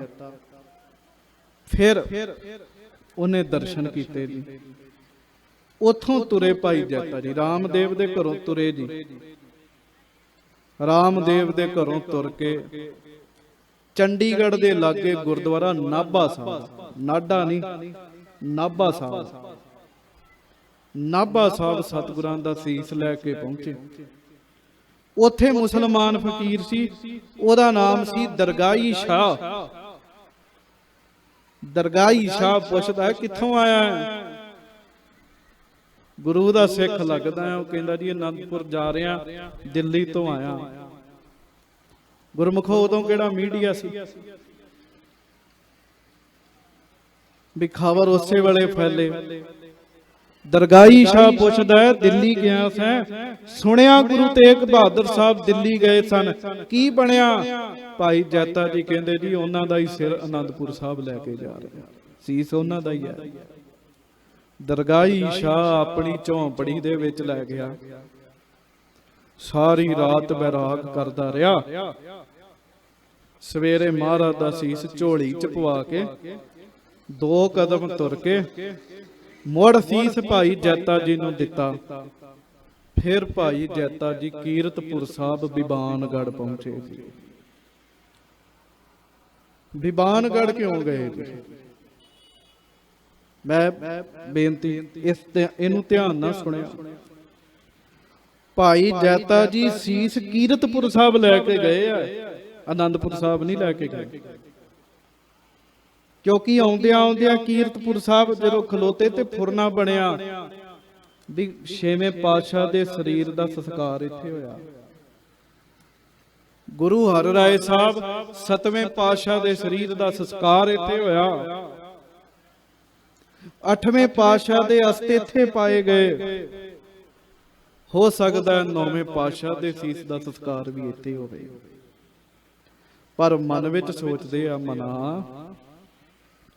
ਮੈਂ ਮਹਾਰਾਜ ਦੇ ਪਰਿਵਾਰ ਨੂੰ ਕਿਹੜਾ ਮੂੰਹ ਵਿਖਾਵਾਂਗਾ? ਕਿੰਨਾ ਅਭਾਗਾ ਆ ਮੈਂ ਇਕੱਲਾ ਹੀ ਸਿਰ ਲੈ ਕੇ ਆ ਰਿਹਾ। ਇਹਨੂੰ ਕਿਤੇ ਛੋਟੀ ਗੱਲ ਨਾ ਸਮਝ। ਸਾਡੇ ਘਰ ਦਾ ਨਿੱਜੀ ਪਰਿਵਾਰ ਦਾ ਕੋਈ ਜੀ ਹੋਵੇ, ਵਾਹਿਗੁਰੂ ਸੁੱਖ ਰੱਖੇ। ਪਰ ਇੱਕ ਉਦਾਹਰਣ ਕਹਿ ਰਿਹਾ, ਸਾਡੇ ਆਪਣੇ ਪਰਿਵਾਰ ਦਾ ਕੋਈ ਜੀ ਹੋਵੇ, ਉਹ ਕਿਤੇ ਗਿਆ ਹੋਵੇ, ਕੱਲਾ ਸਿਰ ਹੀ ਘਰ ਵਿੱਚ ਆਵੇ। ਗੁਰਮੁਖੋ ਸੋਚ ਕੇ ਵੇਖੋ ਟੱਬਰ ਤੇ ਕੀ ਬੀਤਦੀ ਹੈ। ਫੇਸ ਕਿਵੇਂ ਕਰਨਾ, ਦੱਸਣਾ ਕਿਵੇਂ ਹੈ, ਇਹ ਬੜਾ ਔਖਾ ਕੰਮ ਹੈ। ਜਦੋਂ ਮੇਰੇ ਆਪਣੇ ਪਿਤਾ ਜੀ ਚੜ੍ਹਾਈ ਕੀਤੇ ਨਾ ਸਾਧ ਸੰਗਤ, ਤੇ ਮੇਰੇ ਵੱਡੇ ਭਰਾ ਨੇ ਕਿਹਾ, ਹਸਪੀਟਲ 'ਚ ਚੜ੍ਹਾਈ ਕੀਤੇ, ਮੇਰੇ ਵੱਡੇ ਭਰਾ ਨੇ ਕਿਹਾ ਵੀ ਘਰ ਜਾ ਕੇ ਮਾਤਾ ਨੂੰ ਤੁਸੀਂ ਦੱਸਣਾ ਜੇ। ਮੈਂ ਛੱਛੋਪਨ ਵਿੱਚ ਪੈ ਗਿਆ ਵੀ ਘਰ ਜਾ ਕੇ ਮਾਂ ਨੂੰ ਕਿਹੜੇ ਮੂੰਹ ਨਾਲ ਦੱਸਣਾ ਵੀ ਬਾਪੂ ਚੜ੍ਹਾਈ ਕਰ ਗਿਆ। ਬੜਾ ਔਖਾ ਸੀਗਾ, ਕਿਉਂਕਿ ਮੇਰੇ ਉੱਤੇ ਵਰਤਿਆ। ਤਾਂ ਪਤਾ ਲੱਗਦਾ ਹੈ, ਅਸਲ 'ਚ ਪਤਾ ਹੀ ਉਦੋਂ ਲੱਗਦੀ ਜਦੋਂ ਕੋਈ ਆਪਣੇ ਤੇ ਵਰਤਦੀ ਗੱਲ। ਮੈਨੂੰ ਪਤਾ ਮੈਂ ਆਪਦੀ ਮਾਤਾ ਨੂੰ ਕਿਵੇਂ ਦੱਸਿਆ ਸੀ ਵੀ ਮਾਤਾ ਜੀ ਪਿਤਾ ਜੀ ਚੜ੍ਹਾਈ ਕਰ ਗਏ। ਇਹ ਬੜਾ ਔਖਾ ਸੰਦੇਸ਼ਾ ਦੇਣਾ ਚਾਹੀਦਾ। ਭਾਈ ਜੈਤਾ ਜੀ ਕਹਿੰਦੇ ਮੈਂ ਕਿਹੜਾ ਮੂੰਹ ਲੈ ਕੇ ਸਾਹਮਣੇ ਆਵਾਂ। ਇੱਕ ਸਿੱਖ ਨੂੰ ਭੇਜਿਆ, ਕੀਰਤਪੁਰ ਸਾਹਿਬ ਤੇ ਸਿੱਖ ਰਹਿੰਦੇ ਸੀਗੇ। ਉਹ ਆਨੰਦਪੁਰ ਸਾਹਿਬ ਗਿਆ, ਰਾਤ ਦਾ ਸ਼ਾਮਾਂ ਹੋ ਚੁੱਕੀਆਂ ਸਨ, ਸ਼ਾਮਾਂ ਦਾ ਸਮਾਂ ਸੀ। ਉਹਨੇ ਸਤਿਗੁਰਾਂ ਨੂੰ, ਮਹਾਰਾਜ ਨੂੰ ਇੱਕੋ ਹੀ ਗੱਲ ਕਹੀ, ਮਹਾਰਾਜ ਦਿੱਲੀ ਤੋਂ ਭਾਈ ਜੈਤਾ ਆ ਗਿਆ। ਮਹਾਰਾਜ ਨੂੰ ਦੱਸਣ ਦੀ ਥੋੜੀ ਲੋੜ ਸੀ ਗੁਰੂ ਗੋਬਿੰਦ ਸਿੰਘ ਜੀ ਨੂੰ ਵੀ ਜੈਤਾ ਜੀ ਕੀ ਲੈ ਕੇ ਆਏ। ਮਹਾਰਾਜ ਨੇ ਤਾਂ ਆਪ ਤੋਰਿਆ ਸੀ। ਸਤਿਗੁਰਾਂ ਨੇ ਆਪਣੀ ਦਾਦੀ ਨੂੰ ਨਾਲ ਲਿਆ, ਆਪਣੀ ਮਾਤਾ ਨੂੰ ਨਾਲ ਲਿਆ, ਪਾਲਕੀ ਲਈ ਸਿੱਖਾਂ ਨੂੰ ਲਿਆ, ਬਿਬਾਨਗੜ੍ਹ ਆ ਗਏ ਜੀ। ਜ਼ਰੂਰ ਬਿਬਾਨਗੜ੍ਹ ਸਾਹਿਬ ਜਾਇਆ ਕਰੋ। ਪਹਿਲੀ ਗੱਲ, ਅਸੀਂ ਆਨੰਦਪੁਰ ਸਾਹਿਬ ਜਾਂਦੇ, ਕੀਰਤਪੁਰ ਸਾਹਿਬ ਜਾਂਦੇ ਹੀ ਨਹੀਂ ਗੁਰਮੁਖੋ। ਹੋਲੇ ਮਹੱਲੇ ਤੇ ਆਨੰਦਪੁਰ ਸਾਹਿਬ ਤਾਂ ਸਾਰਿਆਂ ਦਾ ਰੁਝਾਨ ਹੁੰਦਾ। 5 ਕਿਲੋਮੀਟਰ ਦੀ ਦੂਰੀ ਤੇ ਕੀਰਤਪੁਰ ਸਾਹਿਬ ਹੈ। ਟਾਵੇਂ ਟਾਵੇਂ ਜਾਂਦੇ ਸਾਧ ਸੰਗਤ ਜਾਣ ਕਰ ਜਾਂਦੇ। ਕੀਰਤਪੁਰ ਸਾਹਿਬ ਨਹਿਰ ਦੇ ਕੰਢੇ ਗੁਰਦੁਆਰਾ 'ਚ ਬਿਬਾਨਗੜ੍ਹ ਸਾਹਿਬ ਮਹਾਰਾਜ ਪਹੁੰਚੇ। ਭਾਈ ਜੈਤਾ ਜੀ ਮਗਰ ਬਹਿ ਗਏ, ਪਿੱਛੇ ਬਹਿ ਗਏ। ਜਿਹੜਾ ਸ਼ਬਦ ਆਪਾਂ ਬੜੇ ਮਾਣ ਨਾਲ ਕਹਿੰਦੇ ਆ ਨਾ ਵਰ, ਉਹ ਸਤਿਗੁਰਾਂ ਨੇ ਬਿਬਾਨਗੜ੍ਹ ਦੀ ਧਰਤੀ ਤੇ ਦਿੱਤਾ ਸੀ। ਮਹਾਰਾਜ ਕਹਿਣ ਲੱਗੇ ਜੈਤਾ ਕਿੱਥੇ ਹੈ? ਭਾਈ ਜੈਤਾ ਜੀ ਮਗਰ ਬੈਠੇ, ਪਿੱਛੇ ਬੈਠੇ, ਸੀਸ ਨੀਵਾਂ ਕੀਤਾ, ਅੱਗੇ ਆਏ। ਸਤਿਗੁਰੂ ਕਹਿਣ ਲੱਗੇ ਜੈਤਾ ਜੀ ਸੀਸ ਤੁਸੀਂ ਲੈ ਕੇ ਆਏ ਹੋ? ਮਹਾਰਾਜ ਹਾਂ, ਤੁਹਾਡੀ ਕਿਰਪਾ ਨਾਲ। ਸਤਿਗੁਰਾਂ ਨੇ ਬਚਨ ਫਿਰ ਉੱਥੇ ਕੀਤਾ, ਕੀਰਤਪੁਰ ਸਾਹਿਬ ਬਿਬਾਨਗੜ੍ਹ। ਮਹਾਰਾਜ ਕਹਿਣ ਲੱਗੇ ਜਿਵੇਂ ਪੁੱਤ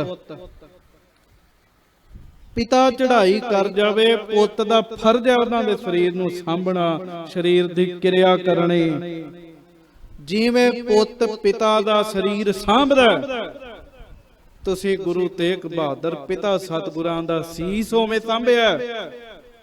ਤੁਸੀਂ ਪੁੱਤਰਾਂ ਵਾਲਾ ਫਰਜ਼ ਨਿਭਾਇਆ। ਜਿਵੇਂ ਦਾ ਗੁਰੂ ਤੇਗ ਬਹਾਦਰ ਸਾਹਿਬ ਦਾ ਮੈਂ ਪੁੱਤ ਹਾਂ, ਉਵੇਂ ਦੇ ਤੁਸੀਂ ਵੀ ਪੁੱਤ 'ਚ ਕਹਿਣ ਲੱਗੇ।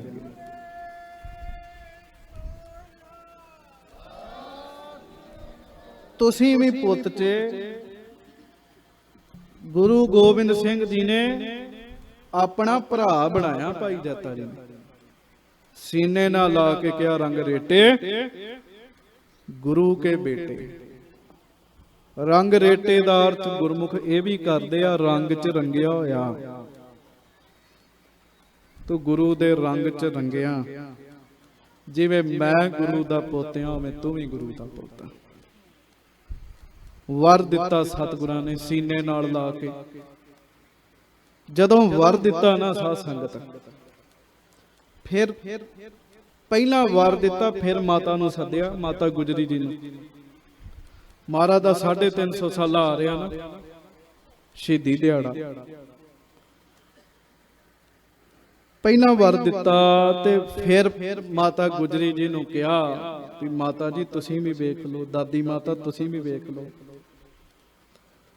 ਮਾਤਾ ਨਾਨਕੀ ਜੀ ਗੁਰੂ ਤੇਗ ਬਹਾਦਰ ਸਾਹਿਬ ਜੀ ਦੀ ਮਾਂ ਆਪਣੀ ਨੌ ਮਾਤਾ ਗੁਜਰੀ ਜੀ ਨੂੰ ਕਹਿਣ ਲੱਗੇ ਵੇਖ ਗੁਜਰੀ, ਮੇਰੇ ਤੇਗ ਬਹਾਦਰ ਪੁੱਤਰ ਦੇ ਚਿਹਰੇ ਦੀ ਮੁਸਕਰਾਹਟ ਵੇਖ। ਤੇਗ ਵੀ ਉਹਦੇ ਚਿਹਰੇ ਦੀ ਮੁਸਕਰਾਹਟ ਨੂੰ ਦੂਰ ਨਹੀਂ ਕਰ ਸਕੀ। ਮਹਾਰਾਜ ਦਾ ਚਿਹਰਾ ਖਿੜਿਆ ਹੋਇਆ ਸੀ। ਫਿਰ ਨਾਲ ਬਚਨ ਮਾਤਾ ਗੁਜਰੀ ਜੀ ਦੀ ਵਾਰੀ ਆਈ। ਮਾਵਾਂ ਨੂੰ ਬੇਨਤੀ ਧਿਆਨ ਨਾਲ ਸੁਣਿਓ, ਪਤੀ ਦਾ ਕੱਲਾ ਸਿਰ ਆਵੇ, ਉਸ ਇਸਤਰੀ ਨੂੰ ਪੁੱਛ ਕੇ ਵੇਖੋ। ਦੀਵਾਲੀ ਆ ਗਈ, ਲੋਕ ਲక్ష్ਮੀ ਮਾਤਾ ਦੀ ਪੂਜਾ ਕਰਦੇ ਆ। ਮੈਂ ਕਹਿੰਦਾ ਆਪਾਂ ਦੀਵਾਲੀ ਤੇ ਮਾਂ ਗੁਜਰੀ ਦੀ ਪੂਜਾ ਕਰਿਆ ਕਰੀਏ। ਕਿਉਂ? ਮੇਰਾ ਨਾਮ ਗੁਜਰੀ, ਘੜੀ ਘੜੀ ਗੁਜਰੀ, ਪਲ ਪਲ ਗੁਜਰੀ। ਪਹਿਲਾਂ ਪਤੀ ਦਿੱਤਾ, ਫਿਰ ਪੋਤੇ ਦਿੱਤੇ, ਆ ਹੁਣ ਮੌਤ ਮੈਨੂੰ ਕਹਿੰਦੀ ਏ ਚੱਲ ਗੁਜਰੀ। ਮਾਤਾ ਗੁਜਰੀ ਜੀ ਹੱਥ ਜੋੜ ਕੇ ਕਹਿਣ ਲੱਗੇ ਸਾਈਂ ਜੀ ਮੇਰੀ ਨਿਭ ਗਈ ਹੈ, ਵਾਹਿਗੁਰੂ ਤੁਹਾਡੀ ਨਿਭ ਗਈ ਹੈ, ਕਿਰਪਾ ਕਰਿਓ ਮੇਰੀ ਵੀ ਨਿਭ ਜਾਵੇ। ਮਹਾਰਾਜ ਸੀਸ ਲੈ ਕੇ ਆਏ ਬਿਬਾਨਗੜ੍ਹ ਸਾਹਿਬ ਤੋਂ ਆਨੰਦਪੁਰ ਸਾਹਿਬ, ਜਿੱਥੇ ਸਤਿਗੁਰੂ ਦਾ ਘਰ ਹੈ ਨਾ। ਤੁਸੀਂ ਵੇਖਿਓ ਅਸੀਂ ਮੜੀਆਂ ਦੇ ਸਾਹਮਣੇ ਘਰ ਨਹੀਂ ਤੇ ਲੈਂਦੇ। ਅਸੀਂ ਕਹਿੰਦੇ ਮੜੀਆਂ ਦੇ ਸਾਹਮਣੇ ਘਰ ਨਹੀਂ ਲੈਣਾ, ਕਬਰਸਤਾਨ ਦੇ ਸਾਹਮਣੇ ਘਰ ਨਹੀਂ ਲੈਣਾ। ਧੂੰਆਂ ਹੀ ਨਾ ਉੱਡ ਕੇ ਆ ਜੇ ਇੱਧਰ, ਚੇਤਾ ਰੱਖਿਓ। ਗੁਰੂ ਗੋਬਿੰਦ ਸਿੰਘ ਜੀ ਜਿੱਥੇ ਸਤਿਗੁਰਾਂ ਦੀ ਰਹਾਇਸ਼ ਹੈ, ਮਹਾਰਾਜ ਦਾ ਸਥਾਨ ਹੈ ਭੋਰਾ ਸਾਹਿਬ, ਗੁਰੂ ਕੇ ਮਹਿਲ, ਆਨੰਦਪੁਰ ਸਾਹਿਬ ਦਰਸ਼ਨ ਕਰਿਓ ਜਾ ਕੇ।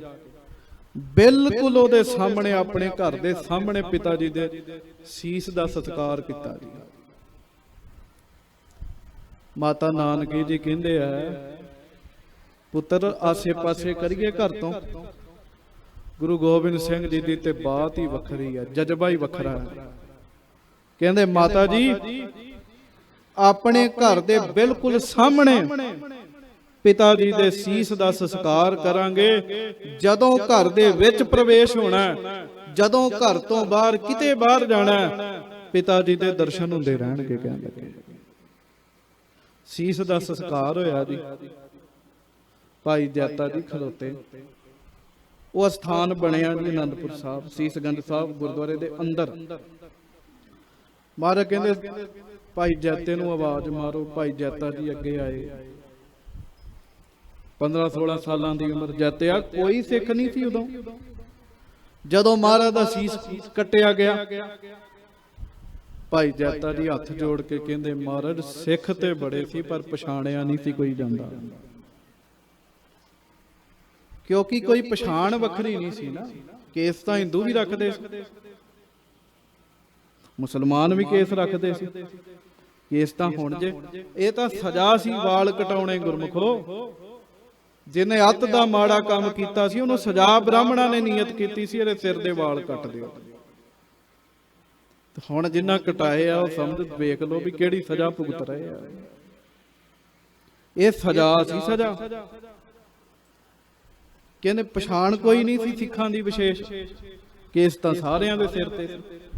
ਮਹਾਰਾਜ ਕਹਿੰਦੇ ਜੈਤਿਆ ਕੋਈ ਸਿੱਖ ਨਹੀਂ ਸੀ। ਮਹਾਰਾਜ ਸਿੱਖ ਤਾਂ ਹੋਣਗੇ, ਪਛਾਣੇ ਨਹੀਂ ਸੀ ਜਾਂਦੇ, ਪਤਾ ਨਹੀਂ ਸੀ ਲੱਗਦਾ ਕਿਹੜਾ ਸਿੱਖ ਹੈ, ਕੋਈ ਅੱਗੇ ਨਹੀਂ ਆਇਆ।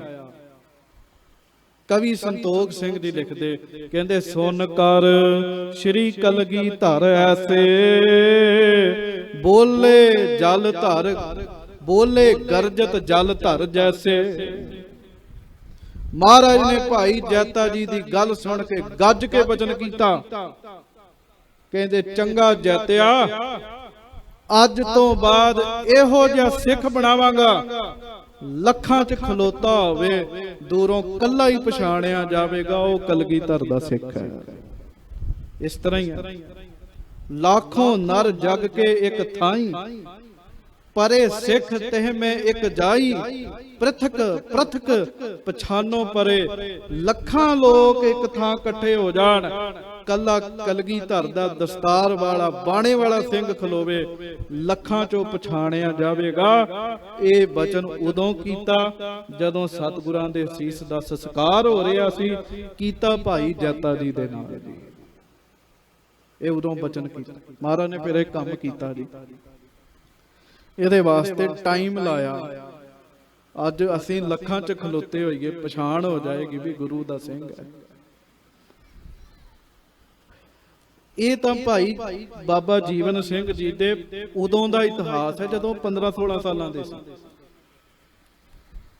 ਉਹਦੇ ਤੋਂ ਬਾਅਦ ਵੀ ਸਾਧ ਸੰਗਤ ਜੀ ਸੇਵਾ ਨਹੀਂ ਛੱਡੀ, ਤਪ ਨਹੀਂ ਛੱਡਿਆ, ਬੰਦਗੀ ਨਹੀਂ ਛੱਡੀ। ਬੜਾ ਸਤਿਕਾਰ ਸੀ, ਇਸੇ ਕਰਕੇ ਉਹਨਾਂ ਦੀ ਸੇਵਾ ਸਿਮਰਨ ਤਪ ਨੂੰ ਨਮਸਕਾਰ ਕਰਦਿਆਂ ਸਤਿਗੁਰਾਂ ਨੇ ਨਾਮ ਜੀਵਨ ਸਿੰਘ ਰੱਖਿਆ ਜੀ। ਪੰਘਾਣੀ ਦਾ ਜੰਗ ਹੋਇਆ, ਪੰਘਾਣੀ ਦੇ ਜੰਗ ਵਿੱਚ ਬਾਬਾ ਜੀਵਨ ਸਿੰਘ ਨਾਲ ਸਨ ਮਹਾਰਾਜ ਦੇ। 14 ਜੰਗਾਂ ਗੁਰੂ ਗੋਬਿੰਦ ਸਿੰਘ ਜੀ ਨੇ ਕੀਤੀਆਂ। 14 ਜੰਗਾਂ ਵਿੱਚੋਂ ਲਗਭਗ 13 ਜੰਗਾਂ ਵਿੱਚ ਬਾਬਾ ਜੀਵਨ ਸਿੰਘ ਜੀ ਸ਼ਾਮਿਲ ਸਨ। ਸ਼ਸਤਰ ਵਿਦਿਆ ਕਿਹਦੇ ਕੋਲ ਸਿੱਖੀ ਜੀ? ਬਾਬਾ ਜੀ ਨੇ ਸ਼ਸਤਰ ਵਿਦਿਆ ਦੇ ਉਸਤਾਦ ਗੁਰੂ ਗੋਬਿੰਦ ਸਿੰਘ ਸਾਹਿਬ ਮਹਾਰਾਜ ਆਪ ਸਨ। ਮਹਾਰਾਜ ਨੇ ਸ਼ਸਤਰ ਵਿਦਿਆ ਸਿਖਾਈ ਸਾਧ ਸੰਗਤ ਜੀ। ਐਸੀ ਸ਼ਸਤਰ ਵਿਦਿਆ ਸਿਖਾਈ, ਇੰਨੀਆਂ ਜੰਗਾਂ ਵਿੱਚ ਜੰਗਜੂ ਬਣੇ, ਕਿਉਂਕਿ ਸਾਰੇ ਸਿੰਘਾਂ ਦਾ ਨਾਮ ਏਡੀ ਵੱਡਾ ਇਤਿਹਾਸ ਹੈ। ਕਿਹੜੇ ਕਿਹੜੇ ਸਿੰਘ ਨੇ ਕਿਹਨੂੰ ਕਿਹਨੂੰ ਮਾਰਿਆ, ਕਿੱਥੇ ਕਿੱਥੇ ਮਾਰਿਆ, ਕਿਹੜਾ ਸ਼ਸਤਰ ਚਲਾਇਆ, ਕਿਵੇਂ ਵਾਰ ਕੀਤਾ, ਹਰ ਗੱਲ ਦਾ ਤਾਂ ਜ਼ਿਕਰ ਨਹੀਂ ਹੋ ਸਕਦਾ। ਪਰ 13 ਜੰਗਾਂ ਚਮਕੌਰ ਦੀ ਗੜੀ ਦੇ ਸਮੇਤ ਮੰਨੀਆਂ ਜਾਂਦੀਆਂ। 14ਵੀਂ ਜਿਹੜੀ ਹੈ ਉਹ ਮੁਕਤਸਰ ਸਾਹਿਬ ਵਾਲੀ ਮੰਨੀ ਜਾਂਦੀ ਹੈ। 13 ਜੰਗਾਂ ਤੱਕ ਬਾਬਾ ਜੀਵਨ ਸਿੰਘ ਜੀ ਸਤਿਗੁਰਾਂ ਦੇ ਚਰਨਾਂ ਵਿੱਚ ਰਹੇ। ਐਸੇ ਮਹਾਨ ਗੁਰਸਿੱਖ ਜਰਨੈਲ ਜੋਧੇ ਗੁਰਮੁਖ ਪਿਆਰੇ ਮਹਾਂਪੁਰਸ਼ ਦਾ ਤੁਸੀਂ ਜਨਮ ਦਿਨ ਮਨਾ ਰਹੇ ਹੋ। ਤੇ ਮੈਂ ਬੇਨਤੀ ਕਰਾਂਗਾ ਗੁਰਮੁਖੋ, ਉਹਨਾਂ ਗੁਰੂ ਸਾਹਿਬ ਦੇ ਚਰਨਾਂ 'ਚ ਰਹਿ ਕੇ ਜੁਗਤ ਸਿੱਖੀ, ਉੱਚਾ ਆਚਰਣ ਸਿੱਖਿਆ, ਨਿੱਗਰ ਮੱਤ ਸਿੱਖੀ ਗੁਰੂ ਦੀ। ਸਾਡਾ ਵੀ ਫਰਜ਼ ਹੈ ਆਪਾਂ ਵੀ ਅੰਮ੍ਰਿਤ ਛਕ ਕੇ ਗੁਰੂ ਘਰ ਦੀ ਸੰਗਤ ਕਰਕੇ ਗੁਰਮੁਖੋ ਗੁਰੂ ਦੀ ਮੱਤ ਸਿੱਖੀਏ, ਜੀਵਨ ਸਫਲਾ ਕਰੀਏ। ਜਿਨ੍ਹਾਂ ਅੰਮ੍ਰਿਤ ਨਹੀਂ ਛਕਿਆ, ਮੈਨੂੰ ਕਈ ਸਿੰਘ ਮਿਲਦੇ, ਉਹ ਕਹਿਣਗੇ ਜੀ ਅਸੀਂ ਰੰਗਰੇਟੇ ਆ, ਅਸੀਂ ਰੰਗਰੇਟੇ ਆ, ਐ ਕਹਿਣਗੇ, ਪਰ ਸਿਰ ਤੇ ਰੁਮਾਲ ਬੰਨੇ ਹੁੰਦੇ ਆ ਜੀ। ਮੈਂ ਕਹਿਣਾ ਹੁੰਦਾ ਕਾਕਾ ਤੂੰ ਰੰਗਰੇਟਾ ਨਹੀਂ ਹੈਗਾ ਮੇਰਾ ਵੀਰ, ਰੰਗਰੇਟਾ ਇੱਕੋ ਹੀ ਬਾਬਾ ਜੀਵਨ ਸਿੰਘ ਸੀ। ਜੇ ਰੰਗਰੇਟਾ ਬਣਨਾ ਹੈ ਨਾ, ਰੰਗਰੇਟਾ ਪਦਵੀ ਵੱਡੀ ਹੈ, ਗੁਰੂ ਕਾ ਬੇਟਾ ਬਣਨਾ, ਤੇ ਇੱਕ ਬੰਨੇ ਬਾਪੂ ਦੀ ਫੋਟੋ ਰੱਖ ਲੈ ਗੁਰੂ ਗੋਬਿੰਦ ਸਿੰਘ ਜੀ ਦੀ, ਇੱਕ ਬੰਨੇ ਆਪਣਾ ਆਪ ਵੇਖ ਲੈ ਤੂੰ ਕਿਹੜੇ ਬੰਨੋਂ ਆਪਣੇ ਪਿਓ ਨਾਲ ਮਿਲਦਾ ਹੋਵੇ। ਇਸ ਕਰਕੇ ਜਿਨ੍ਹਾਂ ਨੇ ਕੇਸ ਨਹੀਂ ਰੱਖੇ ਉਹ ਕੇਸ ਰੱਖੋ, ਜਿਨ੍ਹਾਂ ਅੰਮ੍ਰਿਤ ਨਹੀਂ ਛਕਿਆ ਉਹ ਅੰਮ੍ਰਿਤ ਛਕੋ, ਜਿਨ੍ਹਾਂ ਅੰਮ੍ਰਿਤ ਛਕ ਲਿਆ ਉਹ ਗੁਰੂ ਕੀ ਬਾਣੀ ਪੜੋ। ਇੱਧਰ ਉੱਧਰ ਜਾਣਾ ਬੰਦ ਕਰ ਦਿਓ, ਗੁਰੂ ਘਰਾਂ ਵਿੱਚ ਜਾ ਕੇ ਸੇਵਾ ਕਰੋ, ਸਭ ਕੁਝ ਸਾਨੂੰ ਇੱਥੋਂ ਮਿਲਦਾ। ਭਾਈ ਬਾਬਾ ਜੀਵਨ ਸਿੰਘ ਜੀ ਨੂੰ ਵਡਿਆਈ ਕਿਸੇ ਦੁਨਿਆਵੀ ਪੁਰਸ਼ ਨੇ ਨਹੀਂ ਦਿੱਤੀ। ਅਸੀਂ ਦੁਨਿਆਵੀ ਬੰਦਿਆਂ ਕੋਲੋਂ ਵਡਿਆਈ ਭਾਲਦੇ ਹਾਂ, ਕਿਸੇ ਦੁਨਿਆਵੀ ਬੰਦੇ ਨੇ ਵਡਿਆਈ ਨਹੀਂ ਦਿੱਤੀ ਉਹਨਾਂ ਨੂੰ। ਉਹਨਾਂ ਨੂੰ ਵਡਿਆਈ ਉਹਨਾਂ ਦੇ ਗੁਰੂ ਨੇ ਦਿੱਤੀ। ਮਹਾਰਾਜ ਕਿਰਪਾ ਕਰਨ, ਸਤਿਗੁਰਾਂ ਦੇ ਚਰਨਾਂ ਨਾਲ ਜੁੜੋ, ਹੋਈਆਂ ਭੁੱਲਾਂ ਚੁੱਕਾਂ ਦੀ ਖਿਮਾ ਬਖਸ਼ਿਸ਼ ਕਰਨੀ। ਹਜੂਰੀ ਰਾਗੀ ਭਾਈ ਜਤਿੰਦਰ ਸਿੰਘ ਜੀ, ਟਾਈਮ ਹੋ ਗਿਆ। ਰਾਗੀ ਸਿੰਘਾਂ ਦਾ ਸੁਭਾਅ ਹੁੰਦਾ, ਸਾਡਾ ਵੀ, ਮੈਂ ਵੀ ਉਸੇ ਵੇਲੇ ਉੱਠ ਕੇ ਚੱਲ ਜਾਣਾ, ਫਿਰ ਵੀ ਇਹ ਬੈਠੇ ਰਹੇ ਆ ਪ੍ਰੇਮ ਨਾਲ। ਇਹਨਾਂ ਦਾ ਧੰਨਵਾਦ, ਸਾਰੀ ਸੰਗਤ ਦਾ ਧੰਨਵਾਦ। ਆਓ ਜਿਵੇਂ ਆਰੰਭਤਾ ਕੀਤੀ ਸੀ ਉਵੇਂ ਹੀ ਸਮਾਪਤੀ ਕਰੀਏ, ਫਿਰ ਦਾਸ ਖਿਮਾ ਮੰਗੇਗਾ। ਇੱਕ ਵਾਰੀ ਦਾਸ, ਕੋਈ ਨਹੀਂ, ਇੱਕ ਵਾਰੀ ਦਾਸ ਸਤਨਾਮ ਵਾਹਿਗੁਰੂ। ਹੁਣ ਐਤਕੀ ਸਿੰਘ ਵੱਖਰੇ ਨਹੀਂ, ਸਾਰੀ ਸੰਗਤ ਇਕੱਠੇ ਹੀ ਜਪ ਲਓ, ਫਿਰ ਖਿਮਾ ਮੰਗੀਏ। ਪਿਆਰ ਨਾਲ ਗੱਜ ਕੇ ਕਹੋ।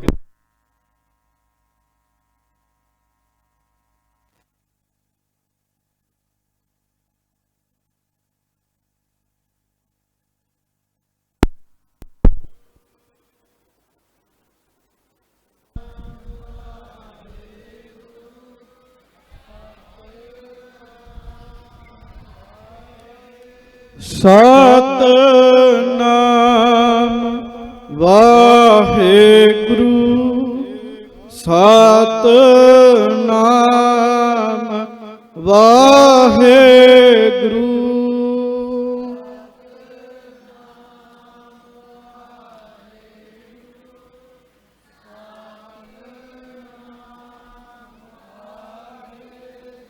ਜਿਹਨੇ ਹੁਣ ਤੱਕ ਨਹੀਂ ਬੋਲਿਆ ਉਹ ਬੋਲ, ਇੱਕ ਵਾਰੀ ਹੋਰ ਬੋਲ।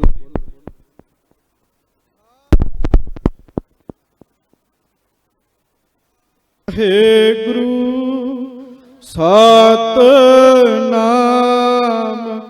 ਵਾਹਿਗੁਰੂ।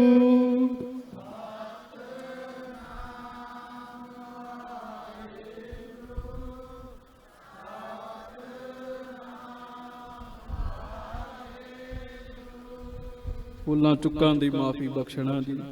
ਸਾਰੀਆਂ ਸੰਗਤਾਂ ਦਾ ਬਹੁਤ ਬਹੁਤ ਧੰਨਵਾਦ। ਸੋ ਇੰਜ ਬਿਆਹ ਕਰੋ, ਕਿਸੇ ਗਿਆਨੀ ਰਾਗੀ ਸਿੰਘ ਨੂੰ ਆਵਾਜ਼ ਨਾ ਮਾਰਨੀ ਪਵੇ ਵੀ ਅੱਗੇ ਆ ਕੇ ਬੈਠੋ, ਆਪੇ ਹੀ ਆ ਜਾਇਆ ਕਰੋ। ਮਹਾਰਾਜ ਕਿਰਪਾ ਕਰਨ। ਤੁਸੀਂ ਰਾਧਾ ਸਵਾਮੀਆਂ ਦੇ ਡੇਰੇ 'ਚ ਵੈਸੇ ਨਾ ਹੀ ਜਾਓ, ਪਰ ਕਿਤੇ ਉਹਨਾਂ ਦੀ ਵੀਡੀਓ ਆ ਜਾਏ ਤੇ ਵੇਖੋ ਉਹਨਾਂ ਦੇ ਬੈਠਣ ਉੱਠਣ ਦਾ ਤਰੀਕਾ, ਕਿਵੇਂ ਡਿਸਿਪਲਿਨ ਵਿੱਚ ਬੈਠਦੇ ਆ। ਸੋ ਇਹ ਸਾਰੇ ਕਾਰਜ ਆਪਾਂ ਗੁਰਮੁਖੋਂ ਸਿੱਖਣੇ ਆ। ਸਾਰਿਆਂ ਦਾ ਧੰਨਵਾਦ। ਪਿਆਰ ਨਾਲ ਗੱਜ ਕੇ ਫਤਿਹ ਬੁਲਾਉਣੀ ਹੈ। ਹੁਣ ਬੀਬੀ ਸਤਿੰਦਰ ਕੌਰ ਜੀ ਖਾਲਸਾ, ਉਹਨਾਂ ਦਾ ਕੀਰਤਨੀ ਜੱਥਾ ਆਪ ਜੀ ਦੇ ਦਰਸ਼ਨ ਕਰੇਗਾ। ਟਾਈਮ ਤੇ ਜੋਨੀ ਬਾਬਾ ਜੀ ਦਾ ਸੀ, ਅਸੀਂ ਤਾਂ ਕਿਹਾ ਸੀ ਵੀ ਜਕਾਰੇ ਲੱਗਣਗੇ, ਉਹ ਕਹਿੰਦੇ ਹੁੰਦੇ ਆ, ਤੇ ਹੋ ਸਕਦਾ ਆਉਣਾ ਹੋਵੇ। ਸੋ ਮਹਾਰਾਜ ਕਿਰਪਾ ਕਰਨ, ਭੁੱਲਾਂ ਦੀ ਮਾਫੀ ਬਖਸ਼ਿਓ। ਗੱਜ ਕੇ ਫਤਿਹ ਬੁਲਾਓ। ਵਾਹਿਗੁਰੂ ਜੀ ਕਾ ਖਾਲਸਾ, ਵਾਹਿਗੁਰੂ ਜੀ ਕੀ ਫਤਿਹ।